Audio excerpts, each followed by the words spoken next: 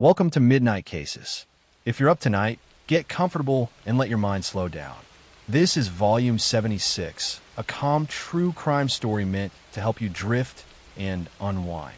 If these stories help you rest, you can subscribe and tell where you're listening from. Let's begin. Tonight, we look back at a quiet moment in criminal history, a case that spanned 4 decades, defying every traditional method of policing.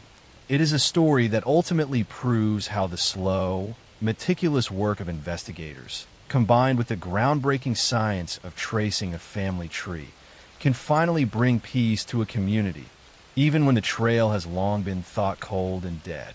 The crimes first began in the Central Valley of California in the 1970s, committed by an unknown person who moved with an eerie, quiet confidence. He initially targeted homes, committing numerous burglaries, often lingering within the properties, seemingly driven by a need for psychological dominance over the spaces he invaded. As his confidence grew, his actions escalated, moving from simple theft to violent attacks across multiple counties, from Sacramento in the north down to Orange County in the south. Because he moved so often, and because his methods evolved, he was known by several different names to the authorities and the public: the Visalia Ransacker, the East Area Rapist, and the Original Night Stalker. Eventually, the collective terror of his long, hidden career was summarized under the single, chilling title of the Golden State Killer. The investigation in those early years was vast and fragmented, spread across numerous local police departments, each with its own pieces of the puzzle, but no central, cohesive picture of the man behind the terror. The killer was remarkably careful, always wearing a mask, often wiping down surfaces, and utilizing various methods to confuse his victims and evade detection. The frustrating reality for law enforcement was that they possessed many clues, but none that led to a specific name or person, leaving them to chase shadows and dead ends across the wide, slow-moving state. The man was a ghost, terrifyingly real, yet completely invisible to the structured world of law enforcement. Then, decades later, a quiet revolution occurred in the scientific world, a development that would fundamentally change the course of the investigation: the arrival of forensic DNA analysis. By the early 2000s, investigators had meticulously gathered the biological evidence preserved from multiple scenes and confirmed, through testing, that all of these seemingly disparate crimes were committed by the same single individual. They had the killer's unique genetic fingerprint, a definitive profile, but when they ran it through the national database of convicted offenders, known as CODIs, the results came back empty. The killer was not in the system, meaning he had never been convicted of a felony crime that required a sample, confirming he had successfully maintained a quiet, civilian life while evading justice for decades. The case then entered a period of pure, absolute patience, where the DNA evidence was preserved perfectly, waiting for a technological leap that had not yet occurred. The investigators understood that the key was in the DNA, but they had to wait for the method to unlock it. That method arrived quietly, without fanfare in the 2010s, in the form of public genetic genealogy. This involved taking the cold case DNA profile, which had no direct matches, and uploading it to a public database used by ordinary people tracing their family history. The goal was not to find the killer, but to find a distant cousin, a third or fourth relative who might have voluntarily submitted their own DNA and shared their family tree online. A dedicated team of investigators and genealogists began the meticulous, slow work of building a family tree backward in time, using the killer's profile. Starting with a handful of distant matches, second and third cousins, they traced the common ancestors, slowly building out the entire family structure.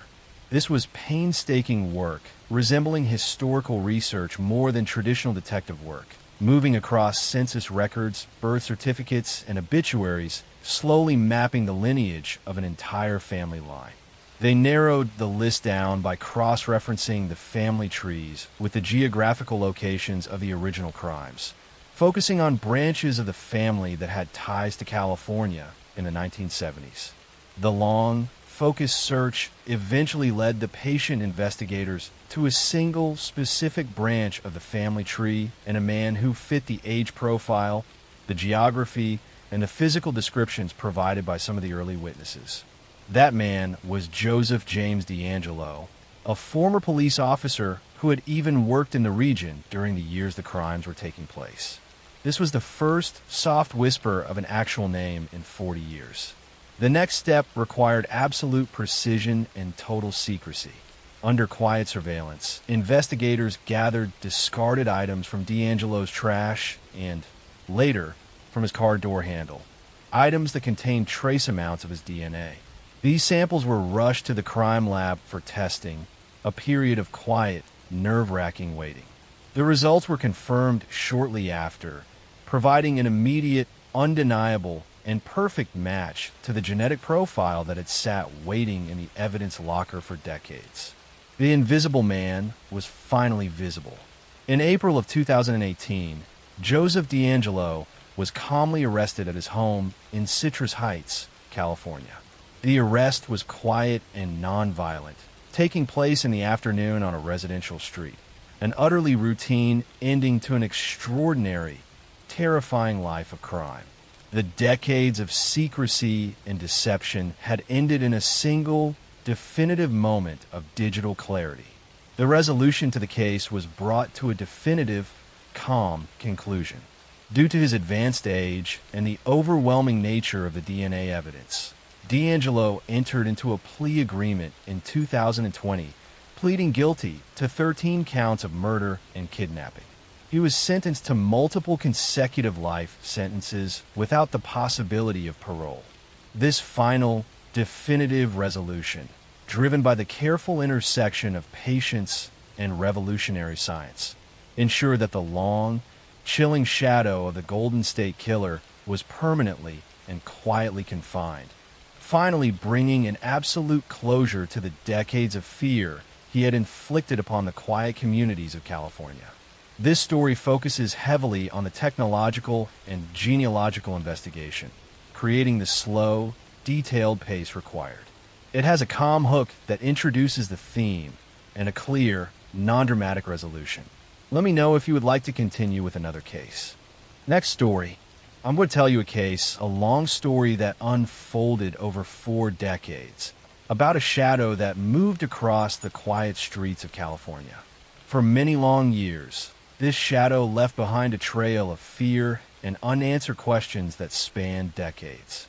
This was a case, unlike many others, that seemed to connect multiple seemingly separate criminal identities into a single, terrifying figure, a man known by many names, yet truly known by none at all.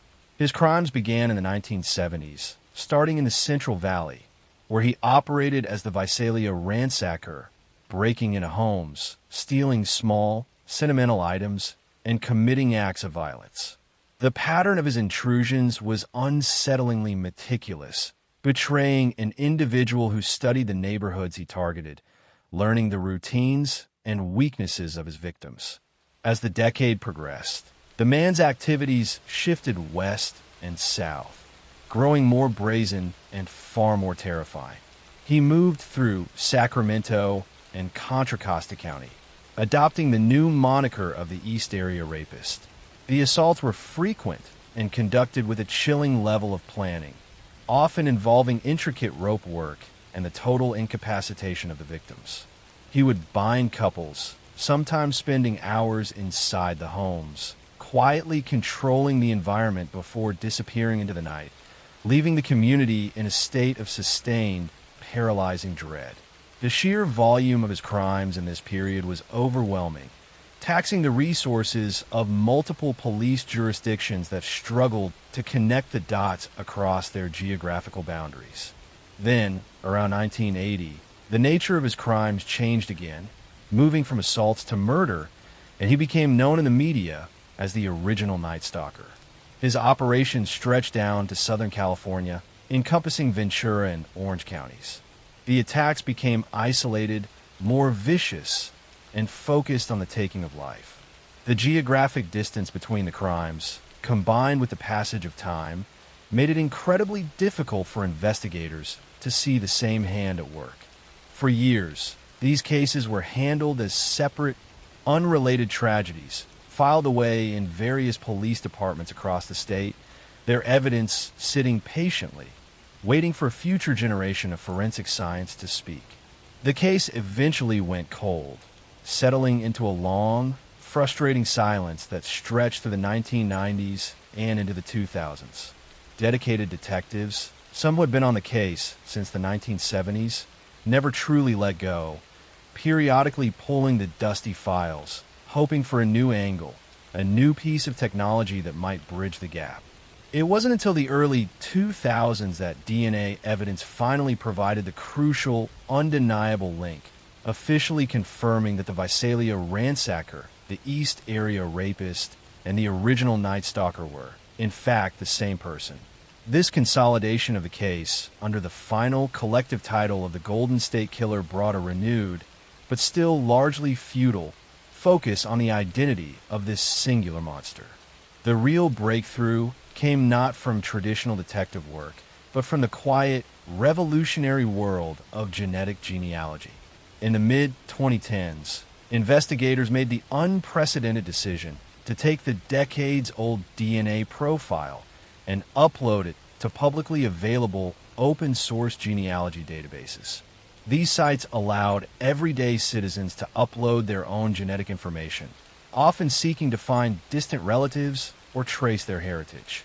The hope was that one of the killer's distant family members might have used one of these sites, providing a familial match that would open up the killer's family tree. This approach was tedious, requiring infinite patience and immense intellectual rigor. The initial results did not lead directly to the killer, but rather to a handful of third or fourth cousins, people who shared only small fragments of genetic code with the man they were searching for. A dedicated team of civilian and law enforcement genealogists then began the painstaking process of building out these family trees backward in time, looking for a common ancestral couple. Once that common ancestor was identified, the genealogists worked forward again, systematically eliminating hundreds of descendants until only a few individuals remained alive in California who could potentially be the source of the criminal DNA. By carefully cross-referencing these narrow genetic lines with age, location, and other public records, the focus began to center on one specific individual, Joseph James DeAngelo. The name was familiar to some of the cold case detectives, a former police officer who had even served in jurisdictions near some of the early crime scenes before being fired for shoplifting in the late 1970s. The realization that the killer was a man sworn to uphold the law added a profoundly disturbing layer to the long-standing mystery.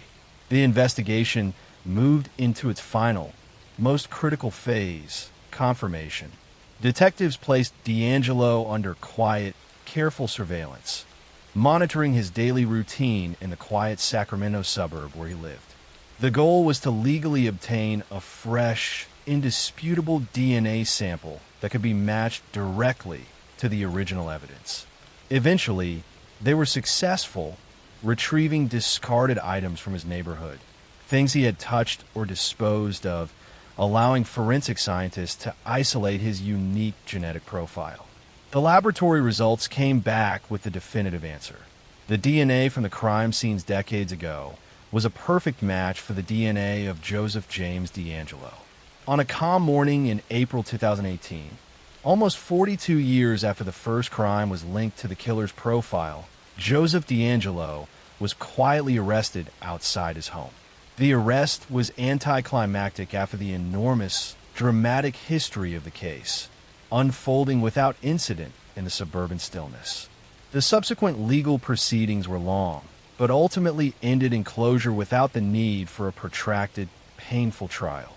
In a move that promised finality for the aging victims and their families, DeAngelo entered a plea of guilty to all the charges against him. In August 2020, Joseph James DeAngelo was formally sentenced to life in prison without the possibility of parole. The courtroom was filled with the survivors and the families of those who had been lost, finally given the chance to speak their truth to the man who had stolen so much from them. The closure was complete. The chapter finally closed.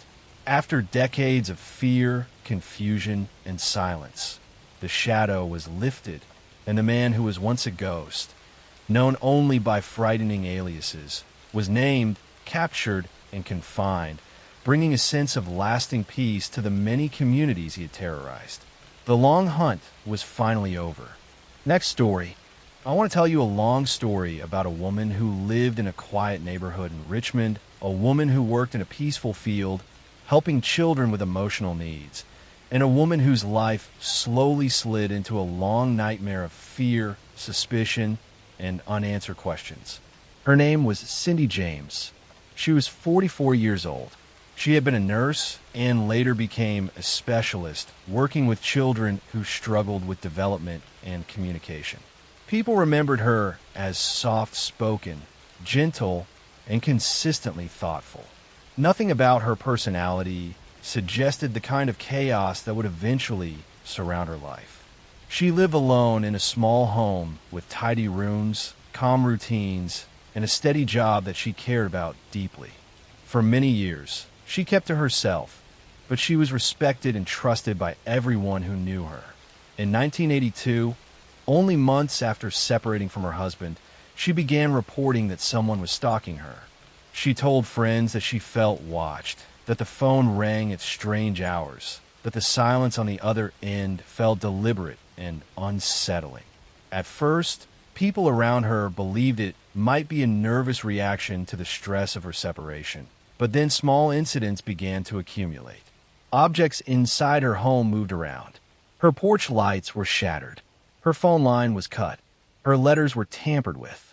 These incidents happened irregularly, sometimes weeks apart, sometimes days apart, and each time they left her more anxious than before. Cindy contacted the police, and over time she filed more than 90 reports of harassment, threats, and vandalism. Officers visited her home repeatedly, examining the windows, checking the phone lines, looking for footprints, and trying to determine whether someone had broken in. They found signs sometimes, but not enough to prove the presence of a stalker.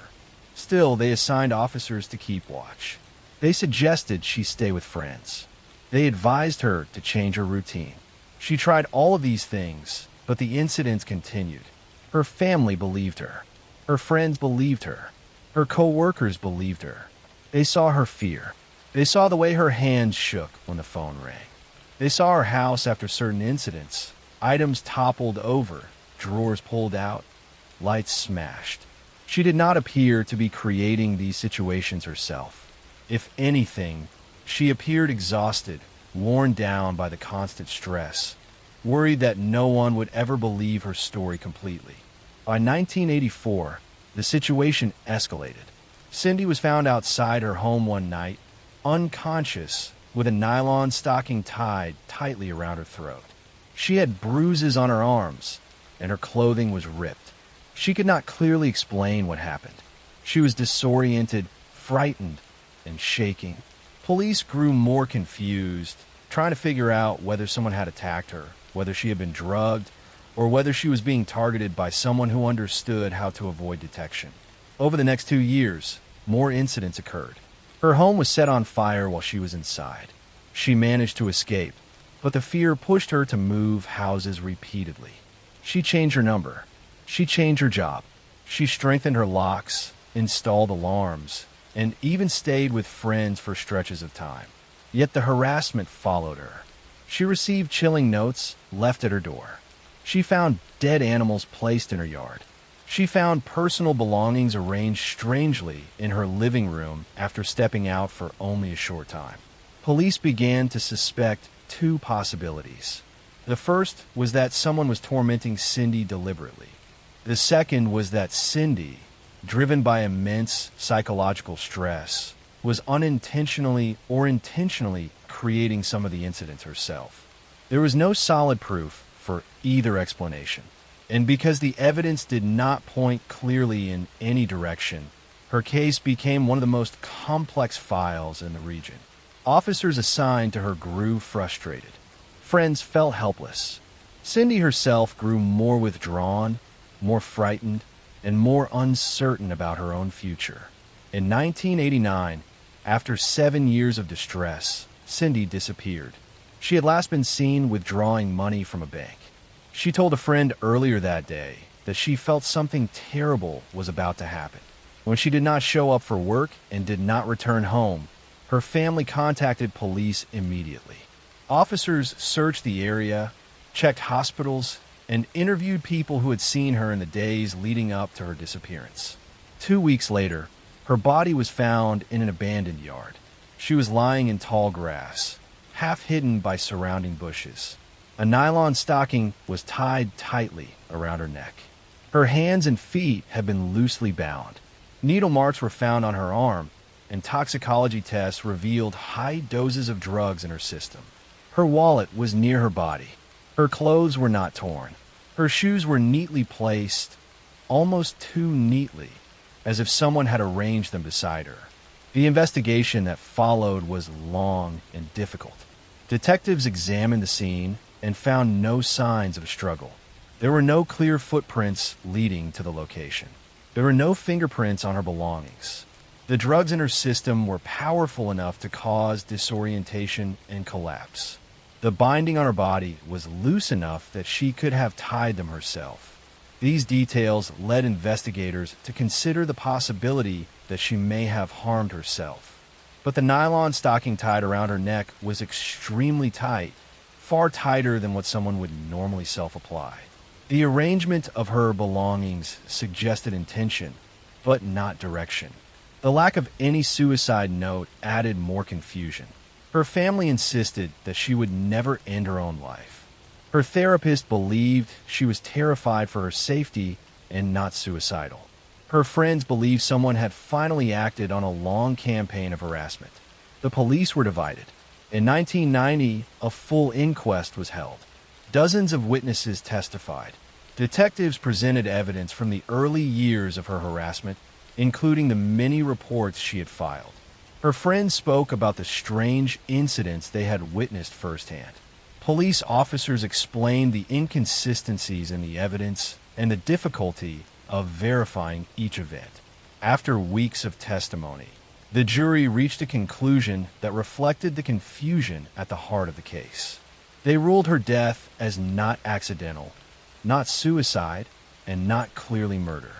Instead, they classified it as death caused by an unknown event. Even though the legal classification remained uncertain, the general consensus among many investigators, including those who worked closely on her file, was that someone had harmed her. She had been found tied, drugged, and strangled. The stocking was tied with force. The scene appeared staged, not chaotic. These were details that pointed toward the involvement of another person, someone who had followed her movements, understood her routines, and had the patience to wait for the right moment.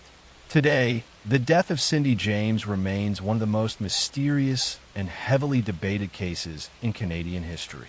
Some believe a former partner may have been responsible. Some believe she was targeted by someone unknown. Some believe she lived under immense psychological stress due to the harassment she experienced, making her reactions vary between fear and confusion. But what everyone agrees on is that Cindy lived in constant distress for years. Next story, I'm going to tell you a story about a man who never stayed in one place for long. A drifter who blended into ordinary life so well that he slipped through the cracks of multiple police jurisdictions for decades. He lived under different names in different homes, working different jobs, quietly relocating every time things became suspicious. Each time he moved, a dark trail followed behind him, scattered across Scotland and England, waiting to be discovered. This is the true story of Peter Tobin, one of the most manipulative and hidden predators in modern British history. The story begins in the late 1960s and early 1970s, long before anyone connected him to any major crime. Tobin was a man who never allowed people to truly know him. He shifted addresses constantly, taking up small handyman jobs, working on building sites, drifting between communities without forming bonds. He charmed when necessary, lied effortlessly, and learned how to appear cooperative while revealing nothing. His constant movement made him invisible to police at a time when communication between different forces was slow and fragmented. Throughout the 1970s and 1980s, Tobin lived in Glasgow, Brighton, Bathgate, Havant, London, and dozens of smaller towns in between. Every place he stayed, he presented himself as someone harmless, someone trying to get by. People described him as quiet, odd, sometimes rude, sometimes overly friendly. There was no consistent pattern in how he behaved, which made him even harder to track. He adapted his personality to whatever situation he was in, changing accents slightly, adjusting his mannerisms, shifting his story. It was a survival method that kept him unnoticed. In 1991, a disturbing event briefly pulled Tobin into the spotlight. He attacked two young girls in his home in Havant, tricking them into entering the property under a false pretense. When police stormed the house following a desperate call for help, they found them tied up and severely harmed but still alive. Tobin fled out the back door and disappeared. This incident showed how quickly he could slip away when cornered. He managed to evade capture for weeks by hiding in a religious commune under a different name, blending in with complete ease. When he was finally arrested and jailed, many believed this would be the end of his criminality. But nobody realized that his darkest crimes had happened long before this arrest and would continue afterward. After serving part of his sentence, Tobin was released and resumed the same drifting lifestyle. He moved constantly, never settling long enough for people to understand who he really was. He changed his name again, moving across the UK with a calmness that suggested he believed he would never be caught for anything more serious. And for a long time, he was right.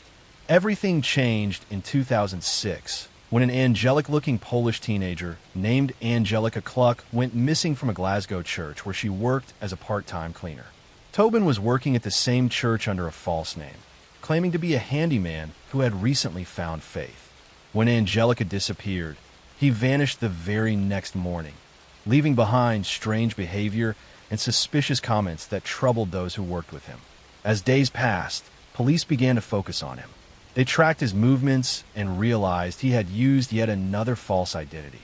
When they searched the church grounds, they discovered Angelika's body hidden in a small, concealed space beneath the floorboards. The brutality and calculation of the crime shocked Scotland. It also raised immediate questions about whether this man had done something like this before. Once Tobin was arrested, investigators began digging into his past. They searched his former homes, tracing the history of every property he had ever rented. One of those searches led them to a house in Margate, England, where Tobin had lived in the early 1990s. It was a small, ordinary home with nothing unusual on the surface. But when officers dug in the garden, they uncovered a deeply disturbing sight: the remains of a young woman who had been missing for years. Then another. Both victims had vanished in 1991. Their families had spent more than a decade searching for answers. Those discoveries changed the entire course of the investigation. It became clear that Tobin had not just committed a single terrible crime, but was connected to multiple disappearances stretching back decades. Investigators created a task force dedicated entirely to tracing his movements over time. They compared missing persons reports, travel patterns, former jobs, locations of old addresses, and police files from across the UK. The deeper they went, the more troubling the picture became. Tobin had been present in cities during unsolved disappearances. He had lived within walking distance of several crime scenes. He had moved out of certain areas shortly after women vanished. Many of these cases had gone cold at a time when different police departments did not yet share data effectively. Tobin used this weakness as cover. If suspicion built in one town, he simply packed a bag, changed his name, and settled in another town hundreds of miles away. He blended into suburban life with surprising ease. He married multiple times, each marriage ending the same way: in fear, violence, or sudden disappearance. His wives later said they never truly understood who he was. He could be charismatic, controlling, apologetic, threatening, and affectionate, all within the span of a single day. His personality shifted constantly, like a mask that changed depending on what he needed in the moment. Once he was finally imprisoned for the crimes that could be proven, investigators continued their search.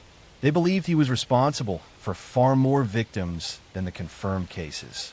Some detectives suspected he might even be connected to well-known unsolved cases from the 1960s and 1970s. Tobin refused to cooperate, giving no explanations, no confessions, no closure to families who had waited decades. He seemed to take satisfaction in withholding the truth, maintaining control even for behind bars. What made Peter Tobin so unsettling was not just what he did, but how long he hid in plain sight. He lived as a husband, a neighbor, a handyman, a church worker, a drifter, a friend to some, a menace to others. His crimes spanned multiple decades, multiple cities, and multiple identities. He moved through life like a shadow, existing on the edges of society, unnoticed because he knew exactly how to appear harmless. By the time he died in prison in 2022, the true extent of his crimes was still unknown. Some investigators believed he committed many more, hidden in the gaps of history where record-keeping was weak and communities were isolated. Others believed he might have been responsible for disappearances that will never be solved. His death closed the door on answers that families have been waiting for since the 1970s. The story of Peter Tobin is a reminder that predators do not always fit the image people expect. They may not be loud, threatening, or unstable. Sometimes the most dangerous individuals are the ones who blend most easily into the background. The ones who smile politely. The ones who fix a broken door or offer to help carry groceries.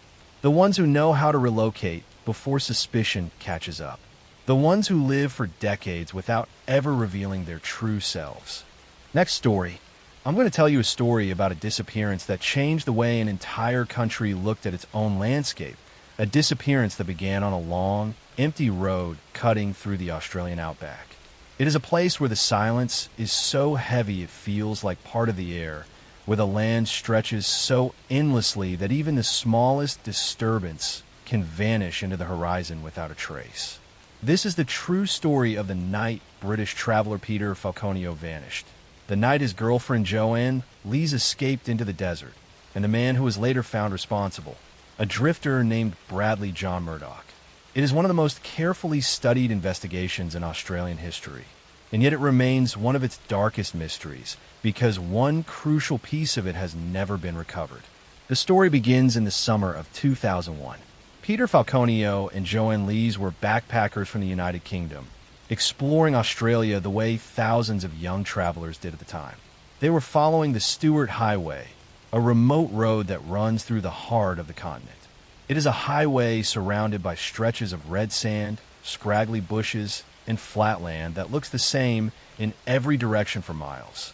Many travelers say that after a while, you stop feeling like you're driving across a country and start feeling like the world around you has become one repeating landscape looping endlessly.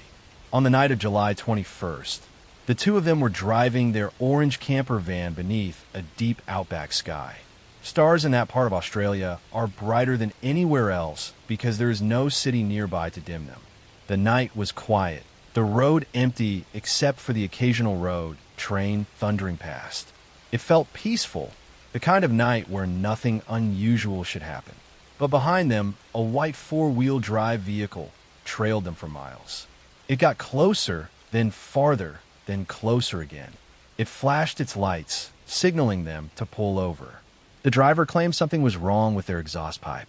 What happened after that moment became the center of one of the largest investigations the Northern Territory ever conducted. In the minutes that followed, Peter stepped out of the van. Joanne heard a sudden loud noise.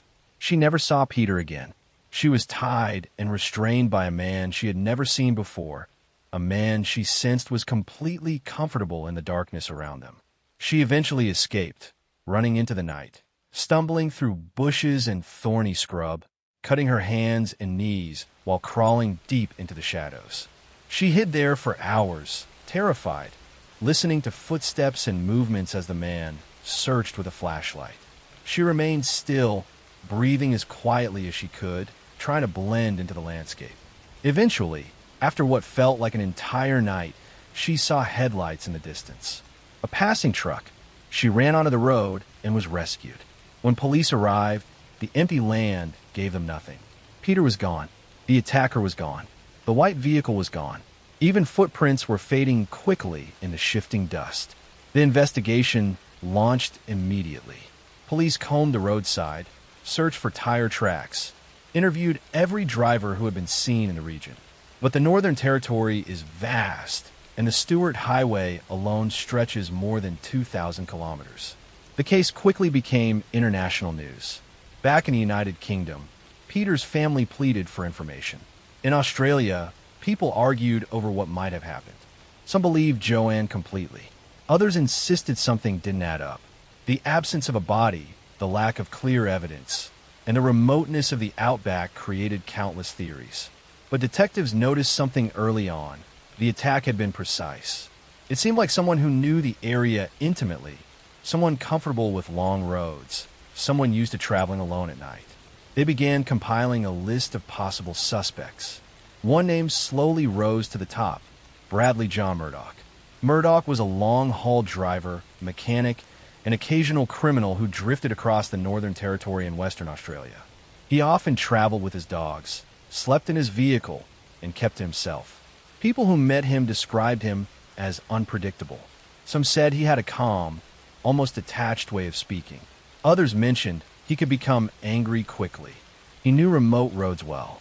He knew how to navigate the bush. And he knew how easily someone could disappear in the outback without anyone noticing. Investigators began matching the timeline. Murdoch had been seen near Alice Springs days before the attack. He had been spotted driving a white four-wheel drive vehicle similar to the one Joanne described. And, perhaps most importantly, surveillance footage from a roadhouse captured a tall man resembling him around the same period. As detectives built their case, they started to focus heavily on this one suspect. The real breakthrough came months later, when forensic teams examined Murdoch's vehicle. Inside, they found a tiny sample of Joanne's blood. It was not visible to the naked eye. It required serious forensic work to detect. But that single drop linked Murdoch directly to her. It was a critical piece of evidence in a case where almost everything else had vanished into the landscape.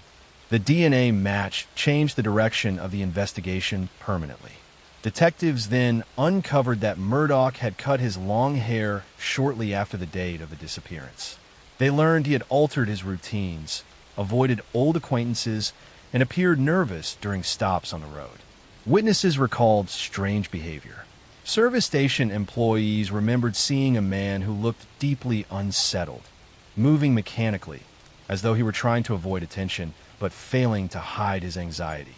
Prosecutors built a meticulous case. They relied heavily on forensic evidence, eyewitness sightings, Murdoch's travel patterns, and the inconsistencies in his explanations. The trial lasted for weeks. The world watched. Joanne gave emotional, detailed testimony, describing the terrifying night and her desperate escape. Murdoch remained expressionless throughout the proceedings, listening quietly, his hands resting on the table like a man trying to appear calm. Eventually, the jury found him guilty of the murder of Peter Falconio and the attack on Joanne. Murdoch was sentenced to life in prison with no parole for decades. But even after the conviction, even after years of searching, one enormous question remained unanswered. Where was Peter's body?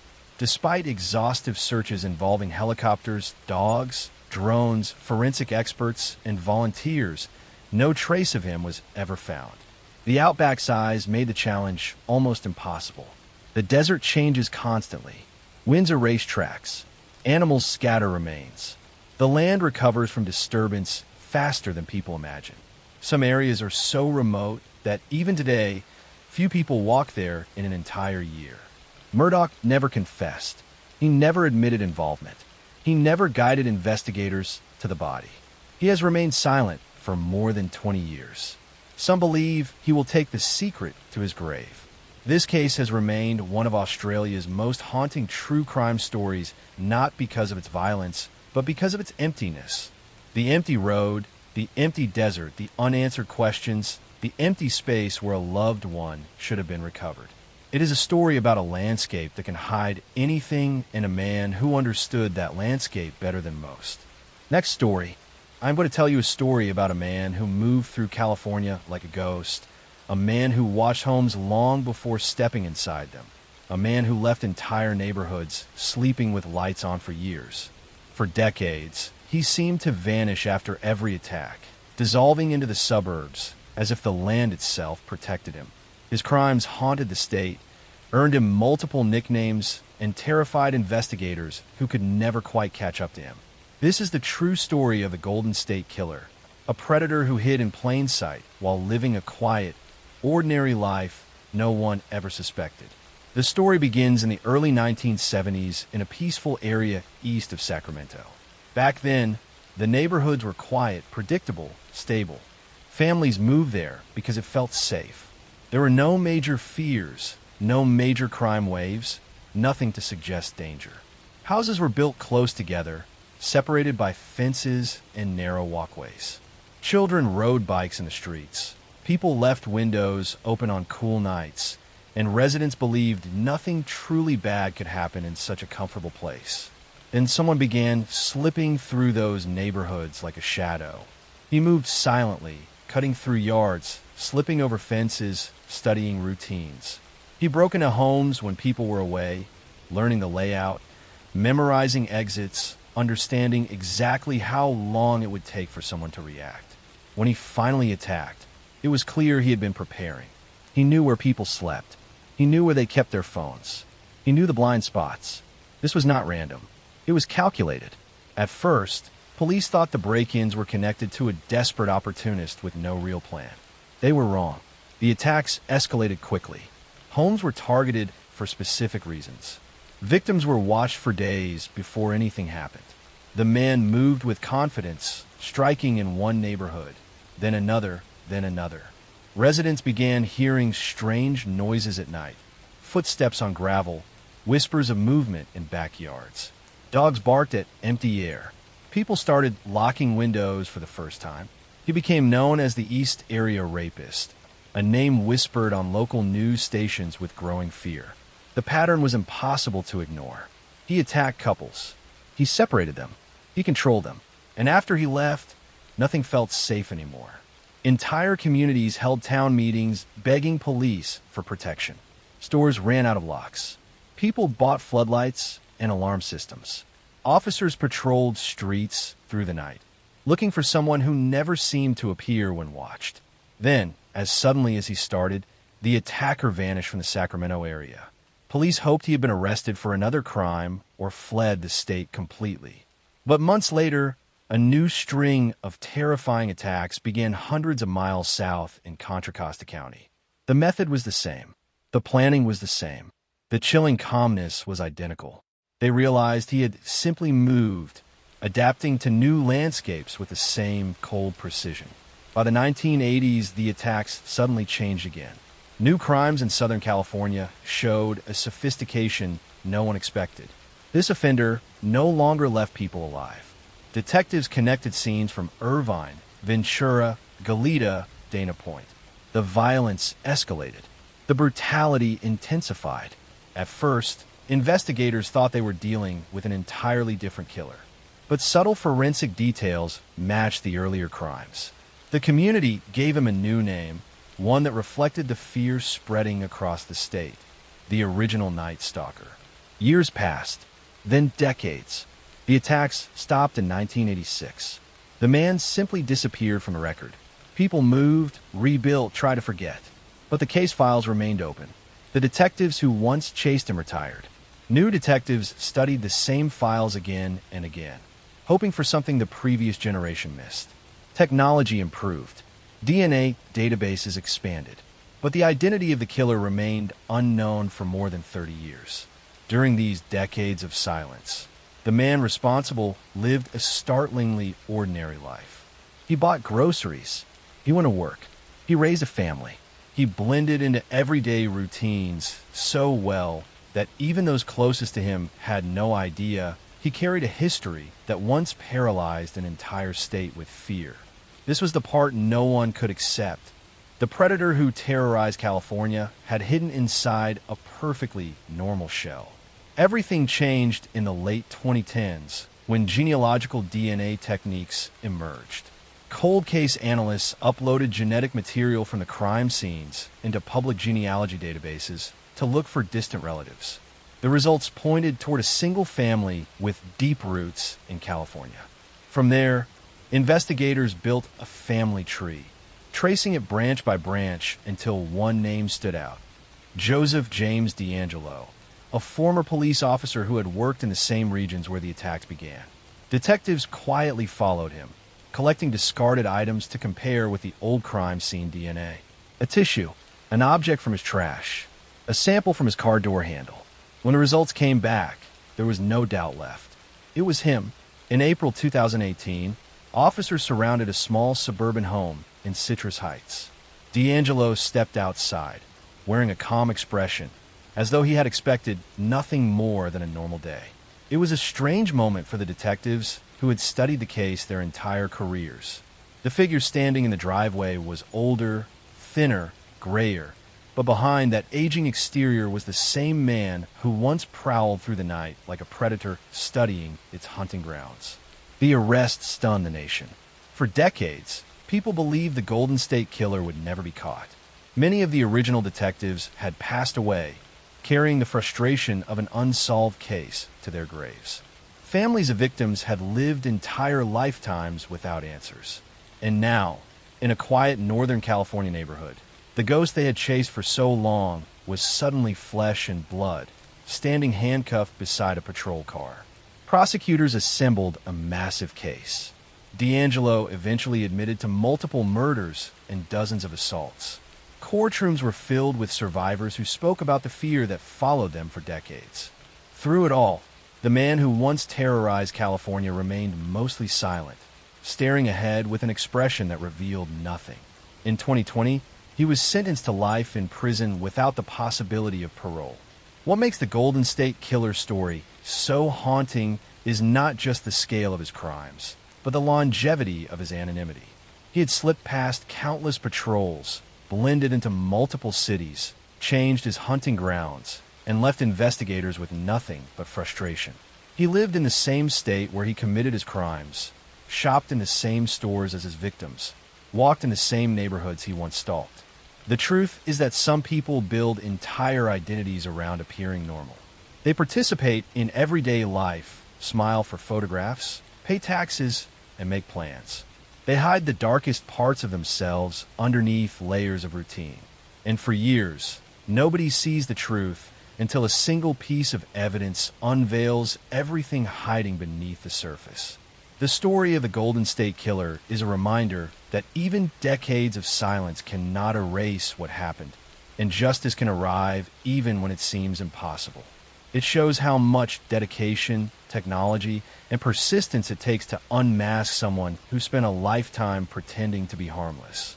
Next story, I'm going to tell you a story about a tragedy that sparked a movement, about a family's unimaginable loss, and about how one child's disappearance changed how America protects its children forever. On the morning of May 25th, 1979, in Lower Manhattan, 6-year-old Etten Patz left his family's apartment to walk 2 blocks to his school bus stop. It was the first time his parents had allowed him to make the short walk alone. Etten was excited about this new independence, wearing his favorite blue captain's hat and carrying $1 to buy soda after school. His mother watched from the fire escape as he walked toward the corner, then went back inside to prepare for her day. Etten never made it to the bus stop. He vanished somewhere along those 2 blocks, disappearing into the crowded streets of New York City without a trace. This is the story of Etten Patz, the 6-year-old boy whose disappearance became one of the most famous missing child cases in American history. For decades, his case remained unsolved, tormenting his family and haunting a nation. His face appeared on milk cartons, creating a new way to spread awareness about missing children. May 25th, the day he disappeared, became National Missing Children's Day. His case changed how parents thought about their children's safety and led to new systems for finding missing kids. In 2012, 33 years after Etten vanished, a man named Pedro Hernandez confessed to ending the child's life, finally providing answers to questions that had tormented a family for over 3 decades. Etten Khalil Patz was born on October 9th, 1972, in Manhattan, New York. He was the middle child of Stan and Julie Patz, growing up in the Soho neighborhood when it was still primarily an industrial area with artist lofts rather than the upscale shopping district it would later become. Etten was described as a bright, friendly child who loved adventure and was eager to grow up and be independent like his older sister. The Patz family lived in a close-knit community where neighbors knew each other and children played together in the streets. This sense of community made the area feel safe, and parents generally felt comfortable allowing their children some independence. The walk to the school bus stop was short, just 2 blocks, and Etten had been begging his parents to let him walk alone like the older kids did. On that Friday morning in May, Julie Patz finally agreed to let Etten make the walk alone. She watched from the fire escape as he headed down Prince Street toward West Broadway, seeing him reach the corner before she went back inside. When Etten did not come home from school that afternoon, Julie initially thought perhaps he had gone to a friend's house. But as hours passed and Etten did not appear, growing panic set in. By evening, the Patz family had contacted police and begun searching the neighborhood. Officers initially treated it as a routine runaway case, suggesting Etten might have wandered off or gotten lost. But Julie and Stan knew immediately that something terrible had happened. Etten was not the type of child to wander away, and he knew their address and phone number. If he were simply lost, he would have asked for help. The search expanded rapidly. Police canvassed the neighborhood, interviewing residents and business owners. Volunteers distributed flyers with Etten's photograph throughout Manhattan. The media picked up the story, and Etten's face began appearing on television news broadcasts. The case captured public attention in ways that missing children cases rarely had before. Investigators pursued countless leads. They searched buildings, questioned potential witnesses, and investigated anyone who might have been in the area that morning. But no solid evidence emerged. Etten had simply vanished, leaving no trace. Without witnesses, physical evidence, or any clear indication of what had happened, the investigation stalled. One person who was questioned early in the investigation was Pedro Hernandez, a 19-year-old who worked at a bodega on the route Etten would have walked to the bus stop. Pedro told police he had been at work that morning and had seen nothing unusual. Investigators had no reason to focus on him specifically, and he was just one of many people interviewed during the massive canvass of the neighborhood. Years passed with no breaks in the case. The Patz family never moved from their Soho apartment, maintaining the same phone number in case Etten tried to contact them. They kept his room exactly as it had been the morning he disappeared. Stan and Julie became advocates for missing children, working to change laws and improve systems for finding missing kids. Etten's case became a symbol of the missing children crisis in America. His photograph appeared on milk cartons beginning in the early 1980s, a practice that spread nationwide and brought awareness to thousands of missing children cases. In 1983, President Reagan designated May 25th as National Missing Children's Day in Etten's honor. The case prompted changes in how law enforcement handles missing children reports and led to better coordination between agencies. In 2012, 33 years after Etten's disappearance, the case suddenly broke open. Pedro Hernandez, now 51 years old and living in New Jersey, told family members and others that he had done something terrible years ago. Someone who heard these statements contacted authorities, and investigators began looking at Pedro with fresh attention. When questioned by police, Pedro confessed. He said that on the morning of May 25th, 1979, he had been working at the bodega when Etten came in or passed by. Pedro, who was 19 at the time and struggling with his own issues, had lured Etten into the basement of the store with the promise of a soda. Once in the basement, Pedro had strangled the child, then placed his body in a bag and disposed of it with the trash. He claimed he had carried this secret for over 3 decades, the guilt consuming him. Pedro's confession was detailed and included information that seemed to match the case. However, there were complications. Pedro had a history of mental health issues and had made false confessions to other crimes in the past. There is no physical evidence to corroborate his account, as Eden's body was never recovered. The basement where Pedro claimed the crime occurred had been renovated multiple times over 33 years. Pedro was arrested and charged. His case went to trial in 2015, but the jury could not reach a unanimous verdict, resulting in a mistrial. Prosecutors tried him again in 2017. This time, the jury convicted Pedro of taking Eden's life, finding his confession credible despite the lack of physical evidence. On April 18, 2017, Pedro Hernandez was sentenced to 25 years to life in prison.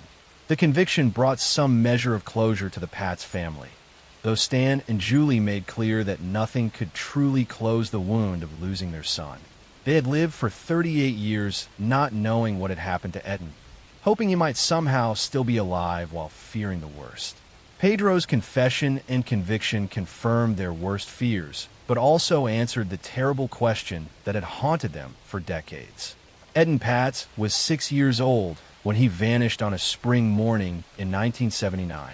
He was excited about walking to the bus stop alone, proud of his growing independence, looking forward to buying a soda and going to school. Instead, he encountered someone who took advantage of his trust and innocence, ending his life and hiding the crime. Next story, I'm going to tell you a story about a woman who weaponized motherhood, about a community that rallied around tragedy, and about how sympathy can become the most dangerous addiction when someone craves it desperately enough. In the small town of Wanacue, New Jersey, during the 1970s and 1980s, one family seemed cursed by unimaginable misfortune. Mary Beth Tinning's children kept passing away, one after another, from mysterious illnesses and sudden medical emergencies that baffled doctors. Friends and neighbors gathered around the grieving mother, offering support and sympathy as she endured loss after devastating loss. No one suspected that Mary Beth herself was causing these tragedies, ending her own children's lives to maintain a steady flow of attention and compassion that made her feel important for the first time in her life. This is the story of Mary Beth Tinning, who between 1972 and 1985 ended the lives of 9 of her own children through suffocation and induced medical crises. She created emergencies that required hospitalization, presenting herself as a devoted mother fighting to save her babies while she was actually the cause of their suffering. Her conviction in 1987 for the passing of her final child exposed one of the most disturbing cases ever documented and revealed how desperately some people need attention, even when obtaining it requires destroying what they should love most. Mary Beth Rowe was born on September 11th, 1942, in Duanesburg, New York. Her childhood was characterized by profound emotional neglect that left lasting psychological damage. Her father struggled with substance issues and was largely absent from family life. Her mother was cold and emotionally unavailable, providing basic physical care but showing no warmth, affection, or interest in her daughter's emotional needs. Mary Beth grew up feeling invisible and worthless. At school, she struggled academically not because she lacked intelligence, but because her unmet emotional needs made it impossible to focus on learning. She had few friends and spent most of her time alone, developing fantasies about being special or important in some way.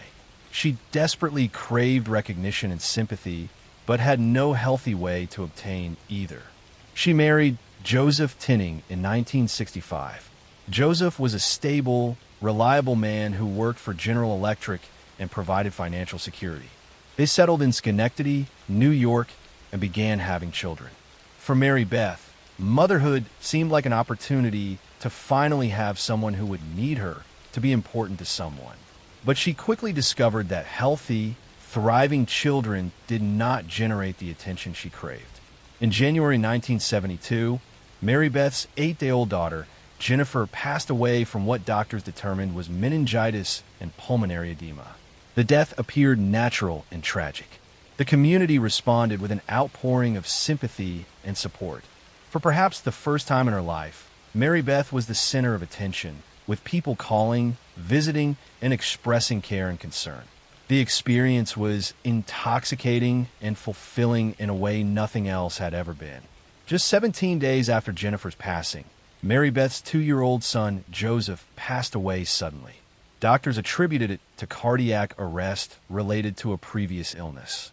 2 children gone within 3 weeks seemed impossibly tragic, but medical professionals accepted Mary Beth's explanations. The community rallied even more strongly around the mother who had suffered such terrible losses. Mary Beth received more sympathy, more attention, more people treating her as someone special and worthy of care. What no one realized was that Mary Beth had discovered a terrible way to get what she needed psychologically. By harming her children and creating medical crises, she could generate situations where doctors, nurses, neighbors, and family members would focus entirely on her. She was no longer invisible or unimportant. She mattered. Over the next 13 years, 7 more of Mary Beth's children would pass away under circumstances that should have raised immediate suspicion. Barbara passed at age 4.5. Timothy passed at 3 weeks old. Nathan passed at 5 months. Mary Frances passed at 3 months. Jonathan passed at 3 months. Michael passed at 2.5 weeks. Each time, doctors accepted that these were tragic but natural occurrences, not recognizing the impossible statistical pattern. Mary Beth's method was primarily suffocation. She would smother her babies with pillows or blankets, cutting off their air supply. Sometimes she would partially suffocate them to create medical emergencies that required hospitalization, extending the period of attention she received. Other times, she would end their lives outright, then present their bodies as victims of sudden infant death syndrome or other natural causes. She carefully managed the timing of these tragedies. She would wait until the sympathy from one loss had begun to fade, then create a new crisis with another child. She spaced the incidents to maximize the attention she received while avoiding raising immediate red flags. She was methodical in maintaining the flow of care and concern that had become psychologically necessary for her. Some medical professionals did become concerned over the years. After several passings, doctors made notes in records questioning whether something unusual was occurring in the Tinning family. But in the early 1980s, awareness of Munchausen syndrome by proxy was extremely limited in the medical community. The concept that a mother would systematically harm her own children for attention seemed too monstrous to seriously consider, especially when Mary Beth appeared so devoted and distraught. The pattern finally became impossible to ignore in December 1985, when 3-month-old Tammy Lynn was brought to the hospital unconscious. Medical staff revived her initially, but she passed away the following day. This time, a physician assistant named Linda Anderson refused to accept another unexplained infant death in the Tinning family. She pushed for investigation, reviewing the family's history and recognizing that the pattern was statistically impossible to explain through natural causes. When confronted by police, Mary Beth's carefully maintained facade crumbled. She confessed to smothering Tammy Lynn, claiming the baby had been crying and she wanted her to stop. She denied harming her other children, but investigators and prosecutors did not believe her given the overwhelming pattern of deaths spanning 13 years. Mary Beth was arrested and charged. Her trial in 1987 focused primarily on Tammy Lynn's passing, as it was the only case with a confession and recent evidence. Prosecutors argued she had ended all 9 children's lives for attention, but they could only prove the most recent case beyond reasonable doubt. Expert witnesses testified about Munchausen syndrome by proxy, explaining how caregivers harm those in their care to gain sympathy and attention. They described how Mary Beth's desperate need for recognition had overridden maternal instinct. The statistical impossibility of 9 children in one family passing for various causes was presented as evidence of systematic harm rather than tragic misfortune. On July 17, 1987, Mary Beth Tinning was convicted and sentenced to 20 years to life in prison. She has been denied parole multiple times, most recently in 2019, and remains incarcerated in New York. Next story. I'm going to tell you a story about a woman who turned caregiving into profit, about elderly victims who trusted the wrong person, and about how greed can transform kindness into something deadly. In the quiet neighborhoods of California during the 1980s, Dorothea Puente ran a boarding house that seemed like a blessing for elderly people with nowhere else to go. She advertised rooms for rent, offering meals, medication management, and companionship to those receiving government assistance. She presented herself as a caring landlady who provided affordable housing to society's most vulnerable. But beneath this charitable facade, Dorothea was systematically taking the lives of her tenants and continuing to cash their government checks long after they had passed away. This is the story of Dorothea Puente, the death house landlady. Between 1982 and 1988, she ended the lives of at least 9 elderly and disabled tenants at her boarding house in Sacramento, California. She would poison them with medication, bury their bodies in her yard, and continue collecting their Social Security checks by forging their signatures. Her crimes were discovered only when a social worker became suspicious about a missing tenant and insisted police investigate. The excavation of her property revealed a yard filled with bodies and exposed a scheme of financial exploitation and harm. Dorothea Helen Gray was born on January 9, 1929, in Redlands, California. Her childhood was marked by instability and neglect that shaped her into someone who valued money and appearances above all else. Her parents struggled with substance issues and could not provide adequate care for their children. Dorothea spent much of her childhood in foster homes and orphanages, never experiencing stable family life or genuine affection. Growing up in institutions taught Dorothea that survival meant manipulating others and that lying could get her what she needed. She became skilled at presenting herself as respectable and caring while concealing her true nature. She learned to identify what people wanted to hear and became expert at telling them exactly that. As a young woman, Dorothea married multiple times, each marriage ending in divorce or abandonment. She had children, but was not a devoted mother, often leaving them with relatives while she pursued her own interests. She drifted through various jobs and schemes, always looking for easy money and ways to avoid honest work. Dorothea was arrested multiple times during the 1960s and 1970s for forgery, theft, and running illegal operations. She served time in prison, but always returned to criminal activity after release. She was clever enough to avoid lengthy sentences, presenting herself as a reformed woman who had made mistakes but was trying to change. In the early 1980s, Dorothea purchased a large Victorian house at 1426 F Street in Sacramento. She converted it into a boarding house, advertising rooms for elderly and disabled people who receive government assistance. She presented herself as a caring landlady who would provide meals, medication management, and companionship to vulnerable tenants who had nowhere else to go. Her boarders were society's most marginalized individuals. Elderly people with no family, disabled individuals with mental health challenges, people struggling with substance issues trying to survive on small government checks. They were perfect victims because few people would notice or care if they disappeared. Dorothea's method was consistent and calculating. She would accept tenants who received regular government checks, gaining access to their finances by offering to manage their money for them. Once she controlled their income, she would administer drugs to keep them docile or to end their lives. When tenants passed away, she would bury their bodies in the yard and continue cashing their checks, forging their signatures, and telling inquiring social workers that the person had moved away. The boarding house became a burial ground, with bodies buried in the small yard and beneath the house. Neighbors sometimes complained about unpleasant odors, but Dorothea explained them as sewer problems or deceased animals.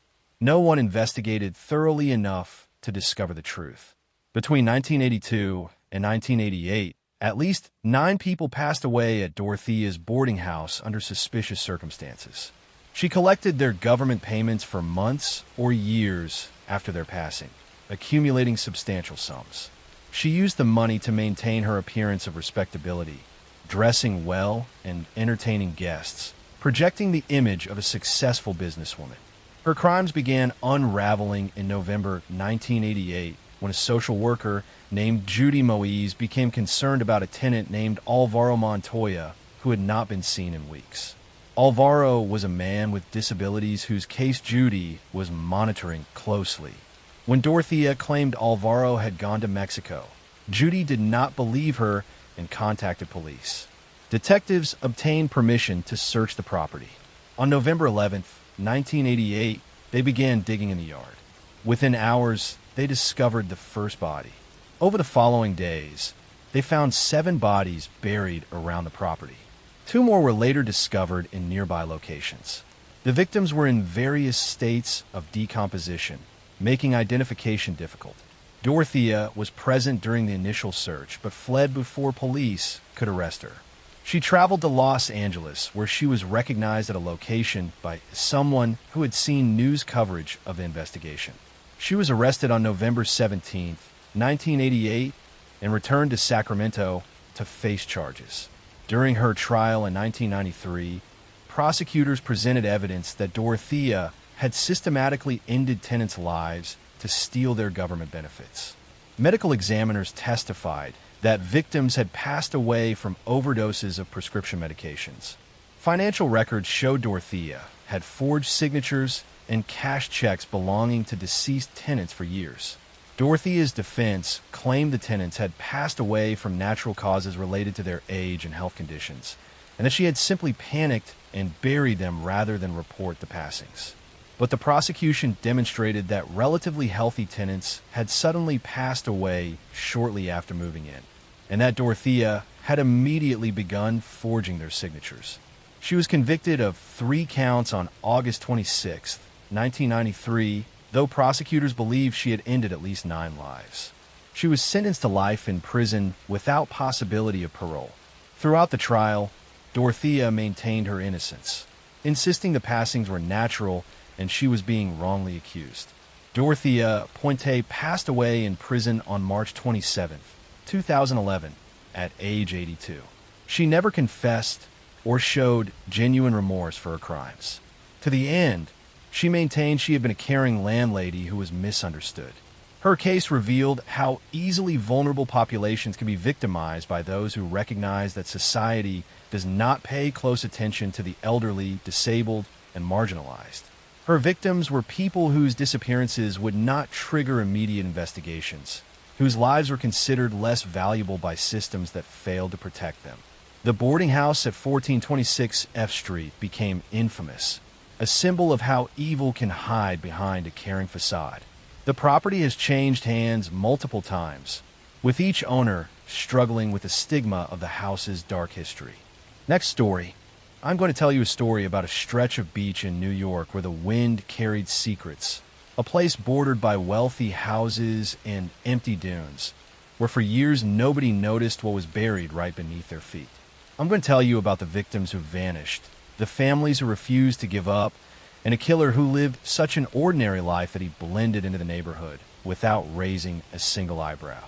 This is the true story of the Long Island serial killer, a case that haunted investigators for more than a decade and revealed how deeply a predator can hide inside a world that looks safe from the outside.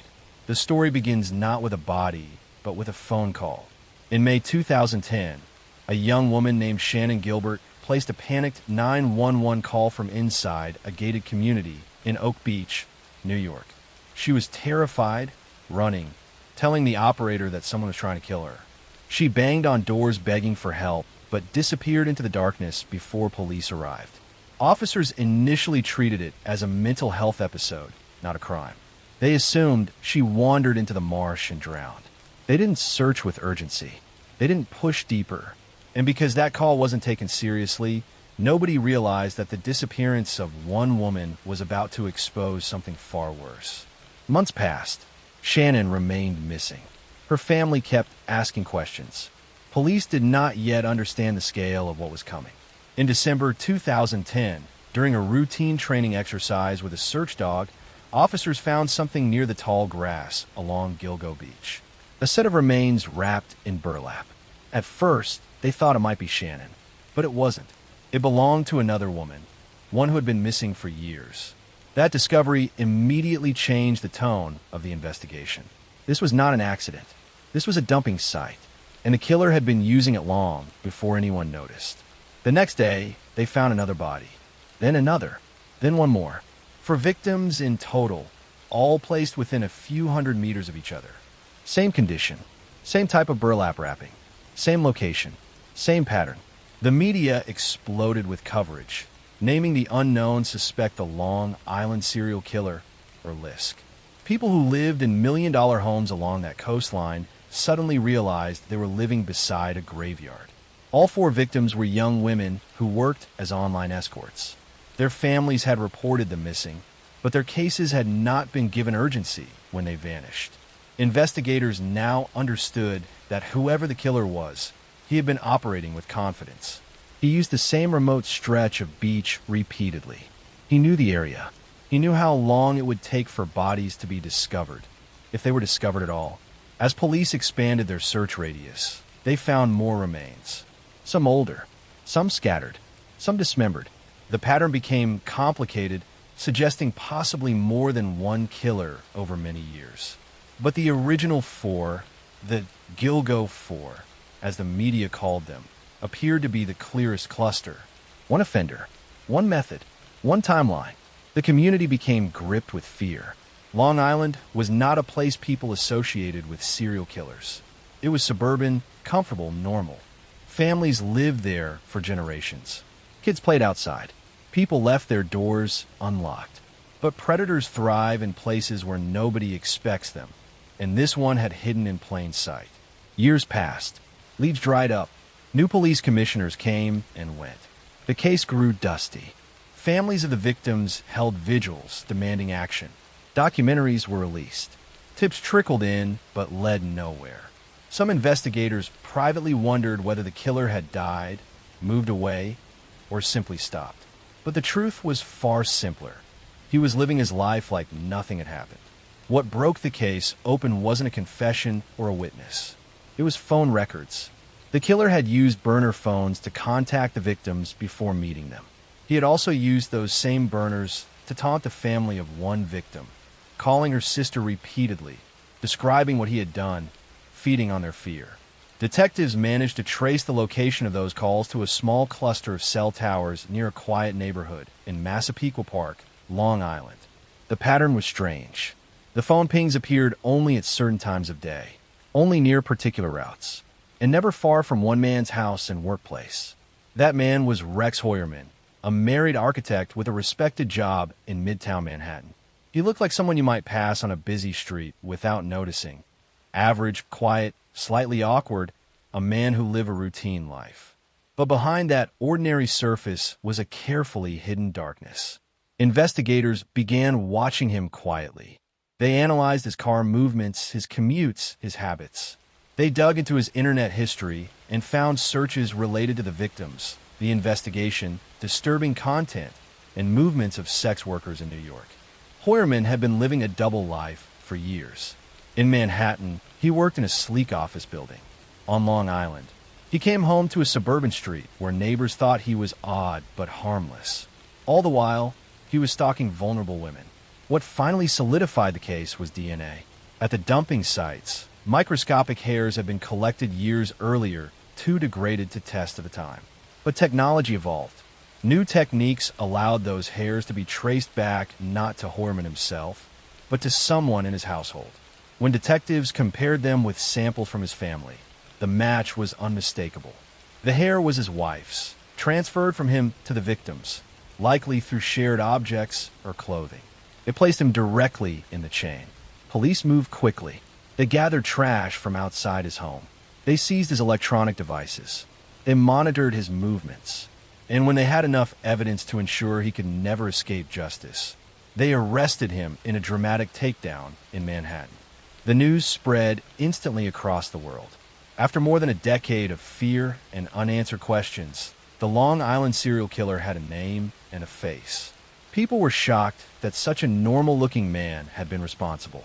His neighbors described him as odd, solitary, but beyond that, unremarkable. That was what made him so effective. He never looked like a threat. As investigators searched his home, they found a hidden soundproof room, disturbing internet searches, multiple burner phones, and a collection of firearms. Everything pointed toward a man who planned carefully, blended in, and treated human lives as disposable. Even after the arrest, the full story of his crimes is still unfolding. New remains found across Long Island may be connected. Cold cases from earlier years have been reopened. Families who waited more than a decade for answers finally saw movement, finally felt that someone was listening. The story of the Long Island serial killer is not just about a man who hid bodies in the sand. It is about a system that failed vulnerable women. It is about families who kept pushing when nobody else paid attention. It is about a community that thought it was safe until the truth forced them to see what was hiding underneath the surface. And it is a reminder that monsters do not always appear with warning signs or dramatic behavior. Sometimes they live in the quiet house down the street, go to work, attend PTA meetings, mow their lawns, and wave at neighbors. Next story. I'm going to tell you a story about a mother who claimed a dingo took her baby, about a case that divided an entire nation, and about how a family's worst nightmare turned into decades of injustice before the truth finally emerged. On August 17, 1980, the Chamberlain family was camping at Uluru, also known as Ayers Rock, in the Australian outback. Lindy and Michael Chamberlain were there with their 3 children, including 9-week-old Azaria. That night, Lindy put Azaria to bed in their tent and went to check on her older sons at a nearby barbecue area. Moments later, she rushed back to the tent and emerged screaming that a dingo had taken her baby. Other campers rushed to help and immediately began searching the area. They found the tent disturbed and dragged marks leading away into the darkness. A massive search was launched involving hundreds of volunteers, police, and tracker dogs. They searched the rocky terrain around Uluru for days, but Azaria was not found. A week later, a tourist discovered the baby's clothing about 4 kilometers from the campsite. The jumpsuit, singlet, and diaper were found near a dingo den, but there was no sign of Azaria's body. The initial investigation supported the Chamberlain's account. Witnesses confirmed seeing dingoes around the campsite that night. Dingoes are wild dogs native to Australia, and while attacks on humans were rare, they were known to be opportunistic predators. The physical evidence at the scene was consistent with a dingo attack. The case seemed straightforward and tragic, but then public opinion began to turn against Lindy Chamberlain. Some people thought her reactions seemed too calm. Others were disturbed by her religious beliefs as a Seventh-day Adventist and spread rumors about supposed cult practices. Media coverage became increasingly hostile, with journalists questioning every aspect of Lindy's behavior and appearance. The way she spoke, the way she dressed, even the way she showed emotion became subject to intense scrutiny and criticism. A second inquest was held in 1981, and this time the findings were dramatically different. The coroner rejected the dingo theory and suggested that Azaria had been taken from the tent by human hands. Suddenly, Lindy and Michael Chamberlain were suspects in their own daughter's disappearance. The case was referred to prosecutors, and in 1982, Lindy was charged with ending her baby's life, while Michael was charged as an accessory after the fact. The trial became a media circus. Prosecutors presented forensic evidence claiming they had found blood in the Chamberlain's car, suggesting Azaria had been harmed there. They argued that Lindy had cut her daughter's throat with scissors and then created an elaborate cover story about a dingo attack. The prosecution painted Lindy as a cold, calculating woman capable of taking her own child's life. Expert witnesses testified about blood spatter patterns, fabric damage, and other forensic details. Much of this evidence would later be proven wrong, but at the time, it seemed convincing to the jury. The prosecution's theory was that Lindy had somehow harmed Azaria, hidden her body, and then staged the scene to look like a dingo attack. The defense argued that the forensic evidence was flawed and misinterpreted. They presented testimony from witnesses who had seen dingoes around the campsite. They explained that dingo attacks, while rare, were possible and that the physical evidence was consistent with such an attack. But the jury was swayed by the prosecution's scientific experts and by the relentless media portrayal of Lindy as suspicious and unfeeling. In October 1982, Lindy Chamberlain was found guilty and sentenced to life in prison with hard labor. Michael was found guilty as an accessory and received an 18-month suspended sentence. Lindy was sent to prison while pregnant with her fourth child. She gave birth to her daughter Kalia in prison and was allowed to keep the baby with her for a short time before the child was taken away. Lindy maintained her innocence from prison, but the Australian public remained largely convinced of her guilt. She became one of the most hated women in Australia, the subject of jokes and cruel commentary. The phrase "a dingo took my baby" became a punchline, mocking her account of what happened that night at Uluru, but doubts about the conviction began to emerge. Scientists started questioning the forensic evidence that had been used to convict Lindy. The supposed blood in the car was actually a sound-deadening compound used in manufacturing. The damage to Azaria's clothing was consistent with a dingo's teeth, not scissors. The prosecution's scientific case was falling apart under scrutiny. In 1986, a stunning discovery changed everything. A tourist fell to his death at Uluru, and during the search for his body, police found Azaria's missing matinee jacket in an area filled with dingo layers. This was the jacket Lindy had always said Azaria was wearing, but prosecutors had claimed it never existed and suggested Lindy had made it up. The discovery of the jacket exactly where Lindy said it would be was powerful new evidence. Based on this new evidence, Lindy Chamberlain was released from prison in February 1986 after serving more than 3 years. But she was released on compassionate grounds, not because her conviction had been overturned. She was still legally considered guilty. It would take more years of legal battles before her name was truly cleared. A royal commission investigated the case and found serious problems with the original forensic evidence and the investigation. In 1988, Lindy's conviction was finally overturned, and she was declared innocent. The Chamberlain family received compensation for the wrongful conviction, though no amount of money could restore the years lost or undo the trauma they had endured. But even after the conviction was overturned, questions remained about exactly how Azaria had died. Multiple inquests were held over the following decades. It wasn't until 2012, 32 years after Azaria's disappearance, that a coroner finally issued a death certificate listing the cause of death as a dingo attack. The official record now confirmed what Lindy had been saying all along. The Azaria Chamberlain case became a cautionary tale about rush to judgment, the dangers of unreliable forensic evidence, and how public opinion can influence justice. Lindy had been convicted not primarily because of solid evidence, but because people didn't like her demeanor, didn't trust her religion, and couldn't believe a mother wouldn't show grief in the expected way. The case also revealed real problems with dingo management in Australian national parks. After Azaria's death and the eventual confirmation that a dingo attack had occurred, parks implemented better safety measures and warning systems. There have been other documented dingo attacks since then, confirming that the threat was real. Lindy and Michael Chamberlain divorced in 1991, the strain of the case and conviction having destroyed their marriage. Lindy later remarried and has spent decades advocating for wrongly convicted people. She wrote a book about her experience and has spoken publicly about the injustice she suffered. The tragedy of Azaria Chamberlain is twofold. A baby girl lost her life in a terrible attack in the Australian outback, and then her mother was wrongly imprisoned for years for a crime she didn't commit, while the public mocked her grief and insisted she was a killer. Next story. I'm going to tell you a story about a beautiful young woman who vanished without a trace, about a husband whose story kept changing, and about how a Christmas Eve disappearance became one of the most watched murder cases in American history. On December 24th, 2002, Lacey Peterson was 8 months pregnant and preparing to celebrate Christmas with her family in Modesto, California. The 27-year-old was excited about becoming a mother. She and her husband Scott had already decorated a nursery for their son, whom they planned to name Connor.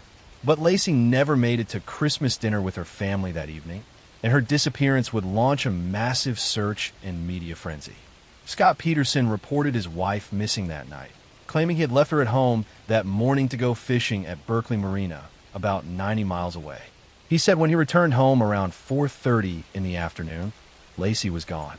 Her car was in the driveway, her purse was in the house, and the couple's dog had been found wandering the neighborhood with its leash still attached.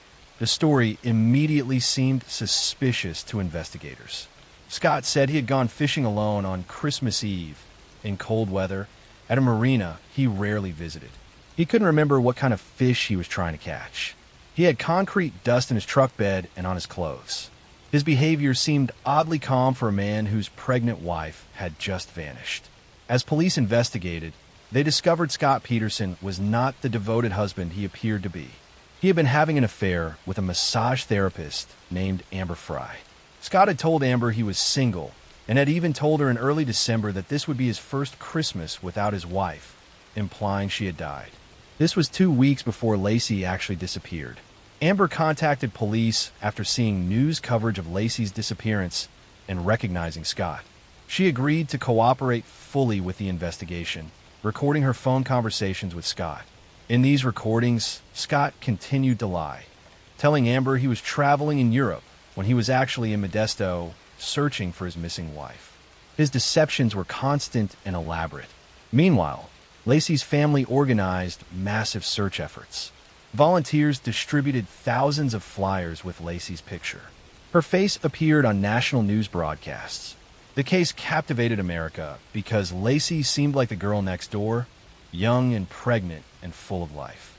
People wanted to believe she would be found safe. Scott participated in some of the searches and gave media interviews, but his demeanor seemed wrong. He didn't show the emotion people expected from a desperate husband. He seemed more concerned with his own image than with finding Lacey. When asked about his fishing trip, his details were vague and inconsistent. Investigators became increasingly convinced that Scott had something to do with Lacey's disappearance. On April 13, 2003, a couple walking their dog along the shore of San Francisco Bay discovered the body of a baby boy. The next day, a decomposed body of a woman washed ashore about a mile away. DNA testing confirmed these were the remains of Lacey and Connor Peterson. They had been in the water for months. The location where the bodies were found was crucial. They washed up near Berkeley Marina, the exact spot where Scott claimed he had been fishing on the day Lacey disappeared. The coincidence was too significant to ignore. Scott was arrested on April 18, 2003, in San Diego, not far from the Mexican border. When police arrested him, Scott had dyed his hair blonde and grown a beard. His car was packed with camping equipment, multiple cell phones, and $15,000 in cash. His brother's identification was in the vehicle. It appeared he was preparing to flee, possibly to Mexico. This didn't look like the behavior of an innocent man. Scott's trial began in June 2004 and became a media sensation. Court TV broadcasted the proceedings, and millions of Americans followed every detail. The prosecution built a circumstantial case arguing that Scott had taken Lacey's life on or around December 23rd, loaded her body into his boat, and dumped her in San Francisco Bay on Christmas Eve. The fishing trip was a cover story to explain why he was at the marina. Prosecutors argued that Scott wanted to be free of his marriage and the responsibilities of fatherhood. He wanted to continue his affair with Amber without the complications of a wife and child. Rather than get a divorce, which would cost him money and damage his reputation, he decided to eliminate Lacey and make it look like she had been abducted. The evidence included the concrete anchors Scott had made in his workshop around the time of Lacey's disappearance. He claimed these were for other purposes, but prosecutors suggested he used them to weigh down Lacey's body in the bay. There was also testimony about Scott's odd behavior after Lacey disappeared, including selling her car and looking into selling their house within weeks of her vanishing. The defense argued that someone else had abducted and ended Lacey's life, while Scott was actually fishing. They pointed to reported sightings of Lacey in the neighborhood after Scott said he left for his fishing trip. They suggested she had been taken by someone else, and her body was later dumped in the bay to frame Scott. But they couldn't explain the incredible coincidence of the bodies washing up exactly where Scott claimed to have been fishing. Amber Fry testified during the trial, describing her relationship with Scott and playing recordings of their conversations. Her testimony was devastating because it showed Scott was living a double life and had been planning to be free of his wife even before she disappeared. He had told Amber his wife was dead before she actually was. In November 2004, after 7 days of deliberation, the jury found Scott Peterson guilty of first-degree elimination of Lacey and second-degree elimination of Connor. The different degrees reflected the jury's belief that ending Lacey's life was premeditated, while ending Connor's life was a consequence of taking his mother's life. In March 2005, Scott was sentenced to death and sent to San Quentin State Prison. For years he sat on death row maintaining his innocence. His family continued to support him, insisting he had been wrongly convicted. They funded appeals and investigations trying to prove someone else had taken Lacey's life. In 2020, Scott's death sentence was overturned due to jury selection issues, though his conviction remained intact. He was resentenced to life in prison without the possibility of parole. He is currently incarcerated and continues to claim he is innocent, but multiple appeals have failed to overturn his conviction. Lacey's family has had to live with the devastating loss of both Lacey and Connor. Her mother, Sharon Rocha, has become an advocate for victims' rights and has spoken publicly about the pain of losing her daughter and grandson. The family has stated they believe justice was served with Scott's conviction. The Peterson case changed how many people view seemingly perfect marriages and reminded everyone that danger can exist behind closed doors. Lacey trusted Scott completely, never knowing that the man she had married and was building a life with was capable of ending that life so he could be free. She and baby Connor deserved so much more than the fate Scott chose for them on that Christmas Eve in 2002. Next story. I'm going to tell you a story about a seemingly devoted mother who shocked the world, about 2 young boys who disappeared during what should have been a routine car ride, and about a lie that unraveled to reveal an unthinkable truth. On October 25th, 1994, Susan Smith called police in Union, South Carolina, claiming that a black man had carjacked her vehicle at a stoplight with her 2 young sons still inside. 3-year-old Michael and 14-month-old Alexander were strapped in their car seats when the carjacker supposedly jumped in and drove away with them. Susan appeared on national television, tearfully begging for the safe return of her boys. The entire nation watched as this young mother pleaded for whoever had her children to bring them home safely. She described the carjacker in detail and gave multiple interviews looking distraught and desperate. Search parties combed the area. Police followed up on hundreds of tips. Everyone wanted to help find Michael and Alexander. But investigators quickly noticed inconsistencies in Susan's story. Her timeline didn't make sense. The location where she claimed the carjacking occurred didn't match the evidence. Her behavior seemed off for a mother whose children had just been taken. She was crying, but there were no tears. She seemed more concerned with her appearance on camera than with finding her sons. After 9 days of searching and national media attention, Susan Smith finally confessed to the horrible truth. There had been no carjacking. There had been no mysterious man who took her children. Susan herself had driven her car to John D. Long Lake, strapped her 2 sons in their car seats, released the parking brake, and let the car roll into the dark water with her boys still inside. Michael and Alexander drowned trapped in that sinking car while their mother stood on the shore and watched. The car sank in 70 feet of water, coming to rest upside down on the lake bottom with the 2 little boys still strapped in their seats. Susan then drove to a nearby home and made up the carjacking story. The confession shocked everyone who had been following the case. How could a mother do this to her own children? What could possibly drive someone to such an unthinkable act? As investigators dug deeper, they uncovered Susan's motive, and it was as cold and selfish as the crime itself. Susan had been having an affair with a wealthy local man named Tom Finley. She was obsessed with him and desperate for the relationship to become serious. But Tom had written her a letter saying that while he cared about her, he wasn't ready to be a father and didn't want a relationship with someone who had children. He wanted to keep things casual and wasn't interested in taking on the responsibility of family.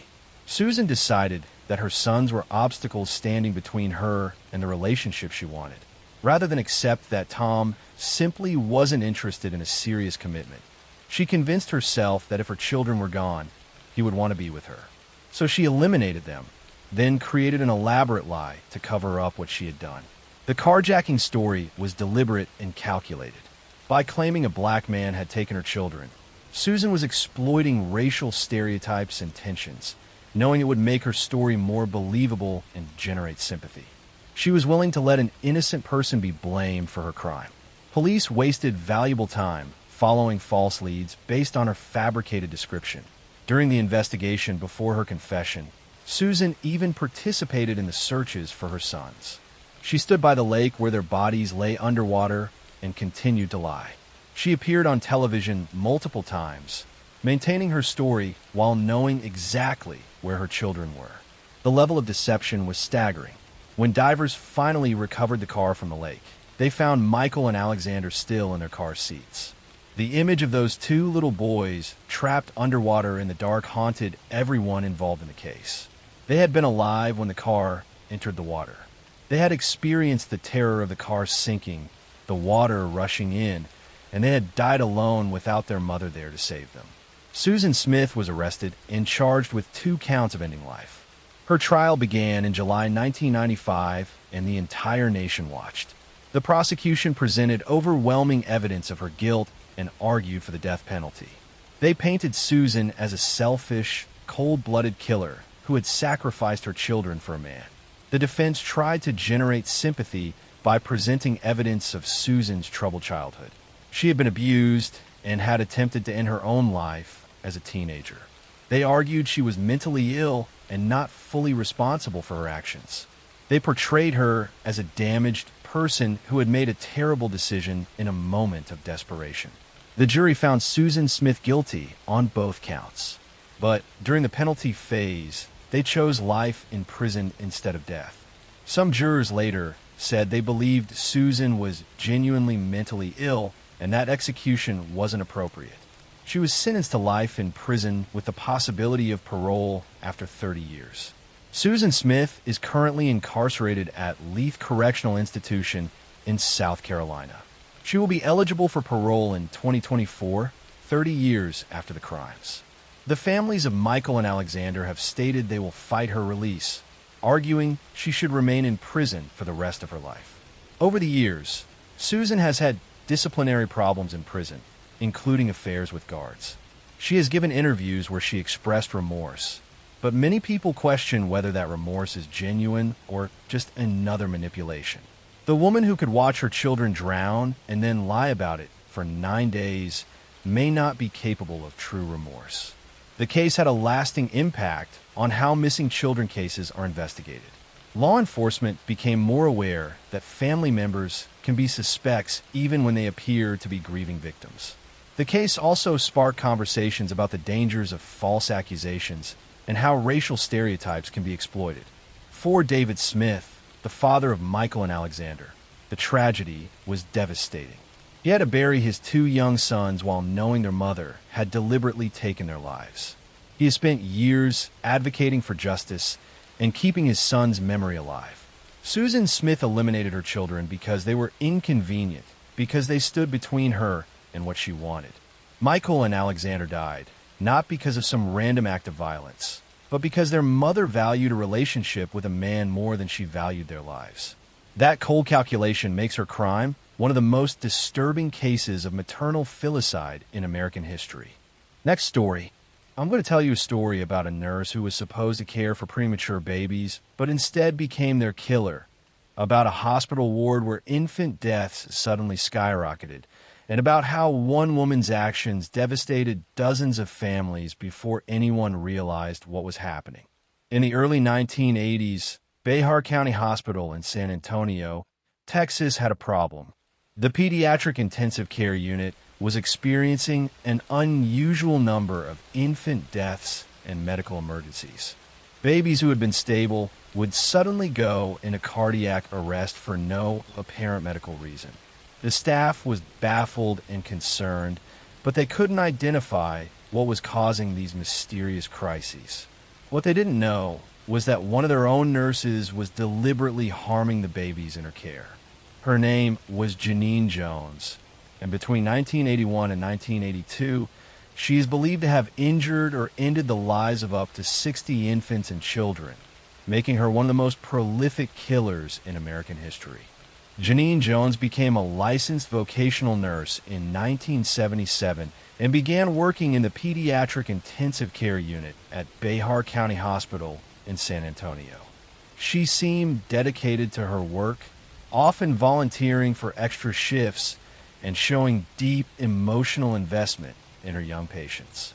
When babies under her care experienced medical crises, she would spring into action, working frantically to save them.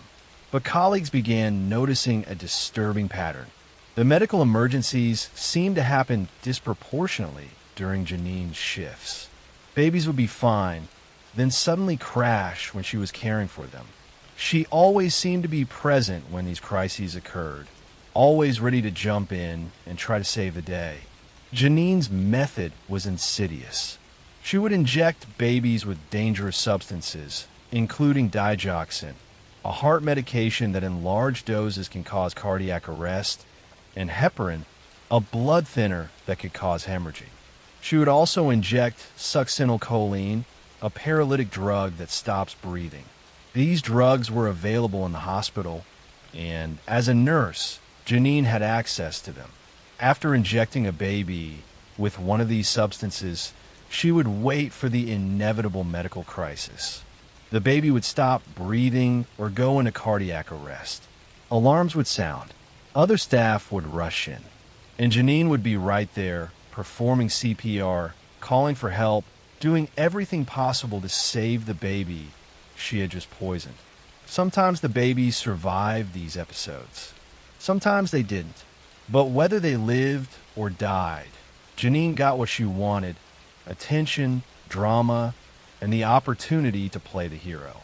She craved the excitement of medical emergencies and the recognition that came from being seen as a dedicated nurse fighting to save young lives. The hospital staff grew increasingly suspicious. Doctors noticed that the pediatric ICU death rate had increased significantly. Nurses whispered among themselves about the pattern of emergencies during Janine's shifts. Some even nicknamed her the Death Nurse, though no one said it to her face or reported their suspicions to administrators. In 1982, hospital administrators finally took action, but not in the way you might expect. Rather than report their suspicions to law enforcement or the state nursing board, they simply asked Janine to resign. She did, and she immediately found work at a pediatric clinic in the small town of Kerrville, Texas. At the Kerrville clinic, the pattern continued. Janine worked for Dr. Kathleen Holland, a pediatrician who had recently opened her practice. Almost immediately, children who came in for routine visits began experiencing mysterious medical emergencies while under Janine's care. One of her victims was 15-month-old Chelsea McClellan, who was brought to the clinic in September 1982 for a routine checkup and immunizations. Chelsea was a healthy, happy toddler. There was no reason to expect anything would go wrong. But shortly after Janine gave her injections, Chelsea stopped breathing. Janine performed CPR while Dr. Holland called an ambulance. Chelsea was rushed to a nearby hospital, but she could not be saved. She was pronounced dead shortly after arrival. The official cause of death was listed as sudden infant death syndrome, even though Chelsea was older than the typical SIDS victim and had died in a clinic, not at home in her sleep. Chelsea's parents were devastated, but had no reason to suspect anything other than a tragic medical event. Dr. Holland was confused and concerned, but she trusted her nurse and assumed it had been a terrible coincidence. But then it happened again and again. Over the next few weeks, multiple children came to the clinic for routine care and experienced sudden, life-threatening medical crises. Some survived, others didn't. Dr. Holland began to realize something was terribly wrong. Dr. Holland started investigating and discovered that all of the emergencies had occurred when Janine was alone with the children. She also found that bottles of medication in the clinic had been tampered with, their contents replaced or diluted. She confronted Janine, who denied any wrongdoing, but Dr. Holland had seen enough. She fired Janine immediately and reported her suspicions to authorities. Law enforcement began investigating, and they quickly uncovered the pattern of deaths and emergencies that had followed Janine from Behar County Hospital to the Kerrville Clinic. They exhumed Chelsea McClellan's body and performed a thorough autopsy. Toxicology tests revealed she had been injected with a lethal dose of succinylcholine, a drug that had no legitimate reason to be given to a healthy toddler during a routine checkup. Janine Jones was arrested in 1984 and charged with taking Chelsea McClellan's life and with injuring several other children. The investigation revealed that she had likely harmed dozens more, but many cases were difficult to prove because the drugs she used break down quickly in the body, making them hard to detect after death. During her trial, prosecutors presented evidence of the pattern of emergencies and deaths that had occurred during Janine's shifts. Medical experts testified about the drugs found in Chelsea's body and how they could only have been administered deliberately. Colleagues testified about their suspicions and the disturbing pattern they had observed. Janine maintained her innocence, claiming she was being scapegoated for unfortunate medical events that were beyond anyone's control. She portrayed herself as a dedicated nurse who had done everything possible to save the children in her care. But the evidence against her was overwhelming. In 1984, Janine Jones was convicted of taking Chelsea McClellan's life and injuring another child, Rolando Santos. She was sentenced to 99 years in prison for the elimination and 60 years for the injury, to be served concurrently. Under Texas law at the time, she would have been eligible for parole after serving just 1/3 of her sentence. The case raised disturbing questions about how Janine had been able to harm so many children for so long without being stopped. Hospital administrators at Behar County had suspected something was wrong, but had chosen to quietly dismiss her rather than investigate thoroughly and report her to authorities. This decision allowed her to continue her crimes at another location. The case also highlighted gaps in the healthcare system's ability to track and prevent medical professionals who harm patients. There was no centralized database to flag problematic healthcare workers. Janine was able to move from one job to another despite the suspicions that followed her. For the families of Janine's victims, the revelations were devastating. Parents who had trusted her with their sick and vulnerable children had to face the reality that she had deliberately harmed or ended their lives. Many families had blamed themselves or felt guilty about their children's deaths, never knowing that those deaths had been caused by someone who was supposed to be caring for them. Over the years, as more information came to light, the suspected number of Janine's victims grew. Some estimates put the number as high as 60 children who died or were injured during her time as a nurse. Most of these cases could never be proven in court because too much time had passed and evidence was no longer available. In 2017, Janine Jones was scheduled to be released from prison on mandatory parole due to Texas laws that were in effect when she was sentenced. The prospect of her release caused outrage among victims' families and the public. Prosecutors scrambled to bring additional charges against her to keep her imprisoned. They successfully indicted her for the deaths of several more children, including 5 infants who had died at Behar County Hospital during her time working there. In 2018, Janine pleaded guilty to taking the life of 11-month-old Joshua Sawyer in 1981. She was sentenced to life in prison. The new sentence ensured that Janine Jones would remain in prison for the rest of her life. She is currently incarcerated in Texas and will never be released. She is now in her 70s and has spent decades behind bars for her crimes. The motive behind Janine's actions remains a subject of debate among criminal psychologists. The most common theory is that she suffered from Munchausen syndrome by proxy, a psychological disorder where a caregiver deliberately harms someone in their care to gain attention and sympathy. Janine seemed to crave the drama and excitement of medical emergencies and the recognition she received for responding to them. Others believe she had a hero complex, wanting to be seen as the nurse who could save babies from the brink of death. By creating medical crises, she put herself in a position to be the hero. The fact that some babies died didn't seem to bother her as much as the attention and recognition she received. Whatever her motivation, Janine Jones's actions caused immeasurable harm. She betrayed the trust that families placed in healthcare professionals. She turned places of healing into places of danger. She destroyed families and traumatized colleagues who had to live with the knowledge that they had worked alongside a killer. The case of Janine Jones led to significant changes in how hospitals track and respond to unusual patterns of patient deaths or medical emergencies.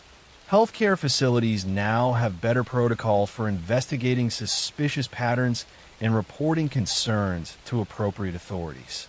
Laws were changed to ensure that dangerous healthcare workers couldn't simply move from one facility to another without their history being known. But for the families of Janine's victims, no amount of systemic change can undo the harm she caused. Parents lost their children to someone who was supposed to protect them. Siblings grew up without their brothers and sisters. Entire families were shattered by losses that should never have occurred. Janine Jones will spend the rest of her life in prison, but that provides only limited comfort to the families whose lives she destroyed. The babies and children she harmed were innocent and vulnerable, deserving of care and protection. Instead, they encountered a nurse whose need for attention and drama was more important to her than their lives. Next story. I'm going to tell you a story about a road that looks peaceful when you drive across it. A road surrounded by endless pine trees, mountains that swallow the horizon, and skies so wide they seem to pull you into them. But hidden behind that beauty is one of the darkest mysteries in Canadian history, a place where dozens of people went missing over decades without answers, without witnesses, and without justice. This is the story of the Highway of Tears, a stretch of land where isolation becomes an accomplice, and where a predator, or perhaps several, operated in the shadows for years. The story begins in northern British Columbia, a place known for logging towns, quiet communities, and long stretches of untouched wilderness. Highway 16 cuts through this landscape like a vein. For some towns, it is the only road in or out. Winters are harsh. Distances between communities are huge. Many people rely on hitchhiking because public transportation is nearly non-existent. That vulnerability, mixed with isolation, created the perfect environment for someone dangerous to move unnoticed. The first cases began appearing in the late 1960s. A young woman was found off the side of a logging road, far from the last place she was seen. The community was shocked, but police saw no immediate link to anything larger. It was tragic but isolated. But then it happened again and again. More disappearances, more families reporting loved ones missing, more searches that ended with the same devastating discovery somewhere deep in the wilderness. By the late 1970s, patterns were emerging. Many victims were last seen hitchhiking or walking along Highway 16. Many were traveling between small towns, trying to reach school, work, family, or medical appointments. Some vanished within minutes of last being spotted. Others were seen getting into vehicles, but the details were too vague to help. As the cases continued into the 80s and 90s, the list grew so long that locals began calling the region by a name that still sends a chill through anyone who hears it: the Highway of Tears. Search parties formed, sometimes hundreds of people walking through forests, searching ditches, combing riverbanks. Volunteers drove miles along gravel back roads, calling names into the wind. Helicopters flew overhead. Dogs tracked scents through dense underbrush. But the wilderness of northern British Columbia is vast, and once someone disappeared into it, finding them became a race against terrain, weather, and time. Investigators struggled with limited resources. Many communities along the highway were far apart, which made coordinated investigations difficult. Cases were handled by different jurisdictions. records were incomplete. Some early disappearances were not connected until decades later. Families begged authorities to recognize a pattern. Some officers agreed. Others insisted each case was separate. Meanwhile, the list of victims kept growing. But the darkest question was always the same. Was there one killer or many? There were clues suggesting multiple offenders. The timeline stretched over 5 decades. The geography covered hundreds of miles. The ages of victims varied. Some were taken near towns. Others vanished in remote stretches. Different methods were suspected. Yet the similarities were undeniable. Isolation, hitchhiking, and the same silent highway cutting through every case. One of the most disturbing investigations began when a group of searchers found clothing in a wooded area far from the main road. The terrain was rough, thick with branches and moss, almost untouched. Police followed the path deeper in and made the grim discovery. Remains scattered near a fallen tree, hidden so well that without luck, they might never have been found. It became clear someone knew the land intimately, someone who understood where to go to avoid detection. Another case involved a young woman last seen at a gas station. Witnesses recalled her speaking to a man in a truck, but no one could describe him clearly. Security cameras were rare in that area during those years, and by the time investigators reached the scene, the man was long gone. Days later, searchers found tire tracks near a riverbank, but rain washed away everything else. It was another lead that ended in silence. The Highway of Tears Task Force formed in the early 2000s, bringing together investigators, analysts, and specialists. They combed through thousands of documents, interviews, and old case files. They created maps showing the movement of suspects and victims. The patterns were haunting. Many disappearances happened near rest stops, bridge crossings, and small pullouts where cars could slow without drawing attention. Then came a breakthrough. DNA evidence connected one of the cases to a man living several hundred miles away. He had been arrested for unrelated crimes. When police searched his property, they found maps, notes, personal belongings, and items linked to multiple victims. It confirmed their fear. At least one predator had been traveling along the highway, targeting vulnerable people. But the evidence did not connect every case. Dozens remained unresolved, meaning others were out there, perhaps still active, or perhaps long gone. Another suspect emerged years later when police traced a similar pattern in Alberta and Saskatchewan. A long-haul truck driver had traveled across Western Canada for years. His routes matched several disappearances. But again, not all. Investigators realized a chilling truth. The highway's remote nature made it attractive to predators who could move freely without being noticed. Families continued to push for answers. Candlelight vigils were held along the highway. Billboards were put up. Flyers were distributed. Community leaders demanded transportation improvements, arguing that lack of safe travel options played a major role in the disappearances. Eventually, bus services increased, but only after decades of tragedy. Despite renewed efforts, many cases remain unsolved. The highway still stretches quietly across the wilderness, carrying memories of those who never came home. Travelers who pass through today often feel an unsettling weight, knowing how many lives were lost along that same route. What makes the Highway of Tears chilling is not just the number of victims, but the environment itself. Night falls heavily in northern British Columbia. Fog rolls across the road in thick waves. Tree lines swallow the sound of engines. There are miles where no houses exist, no lights, no cell service, nothing but forest and asphalt. Anyone who disappears there does so in silence, without witnesses, without a trace. That isolation allowed someone, maybe multiple people, to operate without drawing attention for decades. A glance from a passing car could have been the only chance anyone had to notice a victim before they vanished. A wrong ride, a wrong moment, a wrong stretch of highway, and the world closed around them.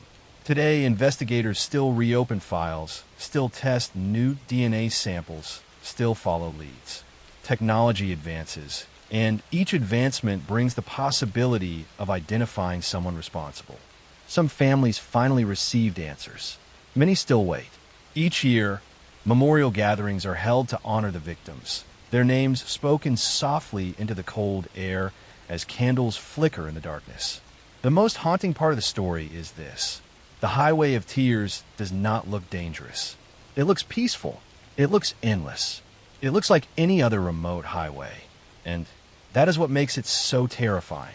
It is a place where danger hides behind beauty, where secrets sink into the forest floor, and where the wind moves across the road, carrying whispers of stories that were never meant to end the way they did. To this day, no one knows exactly how many victims the Highway of Tears holds. Some estimate 40. Some say more than 80. Others believe the true number may never be known. The wilderness keeps its secrets well.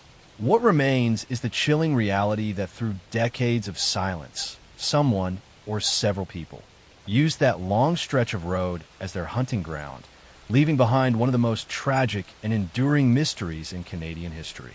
Next story, I'm going to tell you a story about a man who lived two lives at once. A man who blended into the suburbs so completely that not even the people closest to him sensed the growing darkness just beneath his calm exterior. It is the story of Russell Williams, a successful military officer whose steady rise through the ranks disguised a hidden obsession. For years he lived inside an ordinary routine, commanding Air Force units, shaking hands with political leaders, jogging through quiet neighborhoods, while secretly slipping out at night to feed impulses that escalated from voyeurism to break-ins to attacks, and eventually to two murders that shocked the entire country. It is a case that forced Canadians to rethink what danger can look like, because this danger wore a uniform, smiled politely, and went to work every morning without a single misstep. The story begins in Ontario in the early 2000s. Canada's military was rebuilding its reputation, and Williams was considered part of the new generation of disciplined, highly trained officers. He had an organized personality, a calm voice, and a rigidly controlled daily schedule. He kept his home tidy, his car spotless, and his workspace orderly. Everything about him seemed predictable and structured. People described him as the last person they would expect to be involved in anything unusual. That common assumption would later become one of the most disturbing aspects of this case. Williams lived with his wife near the small town of Tweed, a place surrounded by forests, lakes, and long rural roads. It was the sort of place where people left their doors unlocked, where neighbors waved to each other across their yards, and where quiet nights were the norm. But around 2008, odd incidents began happening. Women living alone reported break-ins where nothing was stolen except clothing. In some homes, drawers were disturbed, items were rearranged, and footprints were found near windows. Residents felt uneasy, but because no one had been harmed, the incidents were brushed aside as the work of a random prowler. But it was not random, and it was not a simple thief. It was Williams, slipping quietly through the dark, choosing homes carefully, returning again and again, feeding an obsession that kept growing stronger because nothing stopped him. As months passed, the break-ins escalated. The intruder became bolder, staying longer inside homes, returning more than once, learning the routines of the residents. At one point, Williams was breaking into homes in Tweed while maintaining full command responsibilities at the military base in Trenton, where he held one of the highest positions in the Canadian Air Force. During the day, he attended high-level briefings and supervised hundreds of personnel. At night, he prowled rural backroads, wearing dark clothing, parking his car in hidden turnouts, and walking silently across backyards. The first serious attack happened in 2009. The community was stunned. A woman survived a terrifying assault inside her own home. She described a masked intruder who seemed calm and methodical, someone who planned every step, someone who did not panic or rush. Police searched the area, set up roadblocks, and interviewed residents. Williams even joined community discussions about the case, presenting himself as a concerned neighbor. He went to work the next day as if nothing unusual had happened. But the intruder did not stop. The compulsion intensified, the break-ins became more frequent, and the stalking more precise. Investigators began to suspect the same person was responsible for dozens of incidents in the region, but they still had no suspect. The breakthrough came only after the disappearance of a woman named Jessica Lloyd in early 2010. She lived alone in a house not far from where previous break-ins had occurred. When she vanished, police knew immediately that it was connected to the earlier pattern. This time, the suspect had left tire tracks on private property near her home. Officers measured the depth, spacing, and tread marks. A wide surveillance operation was launched along the rural roads. Every vehicle that passed was checked. Every tire pattern was compared. One night, Williams approached the checkpoint in his SUV. Officers noticed his tires matched the pattern from the crime scene almost perfectly. They did not arrest him immediately. Instead, they invited him in for questioning days later. Williams agreed, believing he could talk his way through anything. He had done it all his life. The interview began calmly. Detectives asked him routine questions. They watched his posture, his breathing, the way he avoided certain topics. They noticed something else. He was trying too hard to appear relaxed. Eventually, they asked him about his tires. They told him they had been matched. They asked him if anything would link him to the missing woman. The controlled facade he maintained for decades began to crack. Over the next hours, the truth began unraveling. Investigators started searching his home, his attic, his computer, and the storage areas he believed no one would ever see. What they uncovered shocked the nation. They found a hidden collection, carefully cataloged, representing years of break-ins. They found evidence that linked him to not just one disappearance, but multiple attacks. They found patterns showing how long the obsession had been growing. Williams had been living a double life, so well constructed that even his wife, his colleagues, and his closest friends had no idea. He eventually led police to the remote location where he had left Jessica Lloyd. It was in a barren rural area outside his town, a place he knew well from years of nighttime drives. The landscape was quiet, isolated, and undisturbed, the kind of place where a person could go unobserved for hours. His calm demeanor throughout the investigation unnerved detectives. There was no rush, no panic, just an unsettling stillness. The trial never happened because Williams pleaded guilty to every charge. The courtroom listened in stunned silence as the list of crimes was read out loud. The military removed all traces of his service. His uniform was burned. His rank was stripped. His awards were destroyed. He was sentenced to life in prison, where he remains under strict monitoring because of the severity of his crimes and the possibility that he may have committed more offenses never discovered. To this day, psychologists and investigators still discuss this case because of its disturbing duality. How could someone achieve a high military career, earn trust, lead hundreds of people, and maintain such a structured public image while living a second life rooted in secrecy and obsession? The rural community around Tweed still remembers the tension of those years, the fear that lingered at night, the confusing idea that the man responsible had been standing among them the entire time, unnoticed. The story of Russell Williams remains one of Canada's darkest revelations, not only because of what he did, but because of how perfectly he hid in plain sight. It is a reminder that danger does not always look dangerous, and that even the most controlled, disciplined exterior can hide something far more complex and far more disturbing beneath the surface. Next story. I'm going to tell you a story about a man who lived behind many faces. A man who slipped through countries, borders, and identities like water moving through cracks. Someone who charmed his neighbors, smiled at shopkeepers, befriended travelers, and then, without warning, disappeared into thin air, always leaving behind the same terrible pattern. This is the story of Charles Sobridge, the man the world later called the Bikini Killer, though the truth of his crimes is far more complex and far more unsettling than any nickname could ever capture. The story begins not with his crimes, but with the strange calm of his early life. Born 1944, Charles grew up drifting between cultures and continents. His father left early, and his mother remarried, pushing him into a life defined by movement. New homes, new languages, new rules.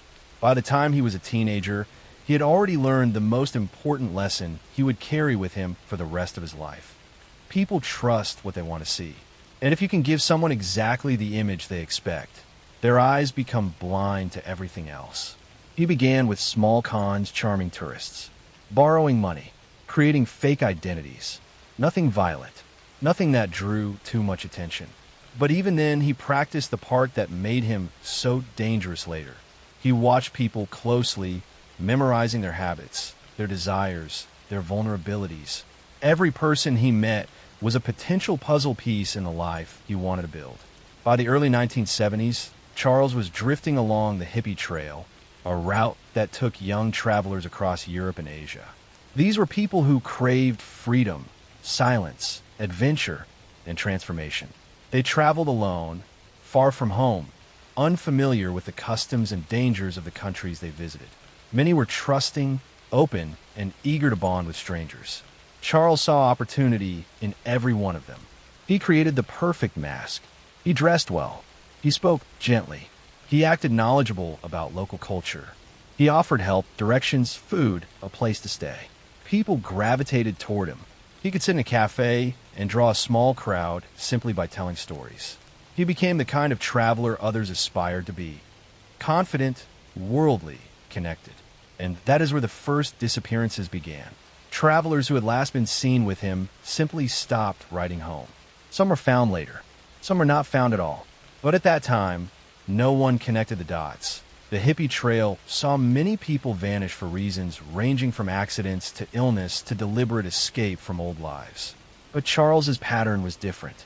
Each disappearance happened near him. Each one occurred after he had gained trust. And each time, he left the region shortly after. In Thailand, he perfected his method. He rented apartments under false names. He assumed roles: a gem dealer, a businessman, a kind mentor to young travelers. He would drug people he met, sometimes making them sick enough to depend on him. He offered care, shelter, food, and company. Victims stayed because they believed he was the only person who understood their situation, when in reality, he was the one who caused it. One of his earliest confirmed victims was a woman from the Netherlands, a traveler who had been exploring Bangkok alone. She met Charles by chance, and people later remembered how relieved she seemed to have found a friendly face in a foreign country. After staying in his circle for a few days, she disappeared. Her body was found later in the Gulf of Thailand. Police had no leads, no witnesses, and no technology to trace transient travelers across borders. Her death went unsolved. But the strange part was that Charles told people he barely knew her. Then came another disappearance, and another. Each victim was different: Dutch, American, French, Turkish, Canadian. Young, curious, idealistic. They trusted him because he never looked dangerous. He dressed sharply. He spoke calmly. He handled crisis with steady composure. He seemed like someone you could rely on. In Nepal and India, more deaths followed. 2 victims were discovered near a tourist lodge in Kathmandu, and investigators noticed something chilling. Both had been seen with the same man, a polite stranger with rare gemstones to sell. Witnesses described his smooth voice, his unusual eyes, and the way he seemed to be everywhere without ever being noticed leaving or entering. But Nepal had no way to identify him. He was just another nameless traveler moving through the mountains. Meanwhile, in Thailand, police were slowly piecing together fragments. They found multiple passports in different names. They discovered signs of poison in victims' belongings. They tracked witness statements linking Charles and his small circle of loyal followers to missing tourists. But every time the police came close, he vanished, slipping over a border before the pieces could connect. The most unnerving part of his crimes was his ability to manipulate not only his victims, but the people around him. He built a small team, people who believed in him, admired him, and sometimes even loved him. They helped him acquire documents, transport valuables, or simply provide alibis. Some were victims who had become so dependent on him that they followed him unquestioningly. Others were partners in deception. Together, they moved like a shifting cloud across Asia, leaving confusion wherever they went. But in 1976, his luck finally faltered. He attempted to drug a group of French students he was hosting in Delhi, planning to steal their passports and money. But one of the students noticed something strange in his drink, and the group quickly called police. Investigators arrived at the hotel and arrested Charles, who attempted to talk his way out of trouble as calmly as if it were a minor misunderstanding. But this time, the evidence was too strong. He was sentenced to prison in India. What followed next became one of the most bizarre chapters in criminal history. Inside the Indian prison, Charles lived comfortably. He charmed guards. He bribed officials. He acted like a guest in a hotel instead of an inmate. He cooked meals, hosted gatherings, and even received visitors. Guards sometimes consulted him on small disputes because he had a calming influence. It was as if prison walls were irrelevant to him. He carried himself like a man who would eventually walk out on his own terms. And eventually, he did. In 1986, nearing the end of his sentence, Charles realized a problem. If he were released, he would be extradited directly to Thailand, where he faced a much harsher punishment. So he created a plan that blended boldness with complete psychological understanding. He staged an escape. He baked sweets for prison guards, offering them as a gesture of goodwill. Inside the sweets was a mild sedative, not strong enough to cause alarm, just enough to blur their senses. Then he climbed over the prison wall in full view of multiple witnesses. He didn't run. He didn't hide. He walked away calmly. The prison scrambled. The escape blew up in the press. And Charles, knowing the police would search for him aggressively, simply waited. It took them exactly 10 days to catch him again. And that was the point. Under Indian law, an escape extended his prison sentence. That meant he could remain safely in India, avoiding extradition to Thailand until the statute of limitations on his charges expired. By the time he finished his extended sentence, Thailand could no longer prosecute him. He walked out of prison a free man. It was one of the most calculated legal maneuvers ever performed by a criminal. After leaving India, Charles drifted again. Sometimes he appeared in Europe. Sometimes he disappeared for years. He gave interviews. He sold rights to his story. He tried to publish books about himself. He spoke as if he were proud of what he had done, even though he never confessed clearly. His past was a fog of manipulation, partial truths, and deliberate contradictions. Then, in 2003, he returned to Nepal, a place where he was still wanted for murder. His reappearance made no sense. Some believe he wanted attention. Others think he believed he could manipulate the Nepalese system as he had manipulated so many others. But this time, the authorities were ready. They arrested him immediately and reopened the decades-old case. The evidence was mostly circumstantial, but witness statements, passport records, and forensic connections formed a picture that was difficult to ignore. After a long trial, Charles Sabridge was convicted. He spent the next 19 years in a Kathmandu prison, this time with no comfort, no influence, and no special treatment. He aged behind bars, and the world slowly lost interest in him.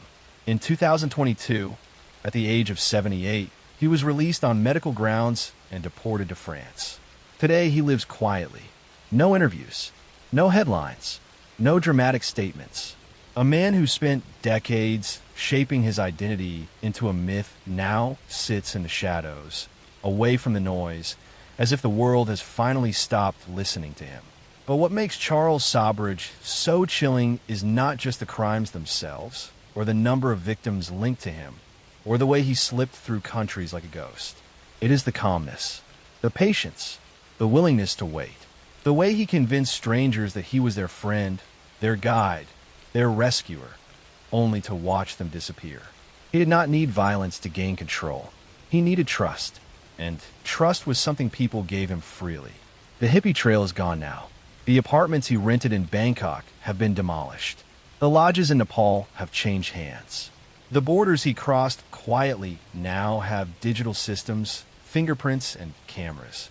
The world is harder for someone like him to move through unseen. But the shadows of his trail still remain. Names without stories. Stories without endings. Families who never received answers. And a man who lived behind a mask for so long that it became impossible to tell where the mask ended and the real person began. His crimes spanned continents, decades, and identities, But one thing connected them all: the way he walked into people's lives as if he belonged there, and the way he left behind only silence. Today, he is an old man living out his final years. But the travelers who vanished along the hippie trail, the trails that once buzzed with music, adventure, and dreams, will never return.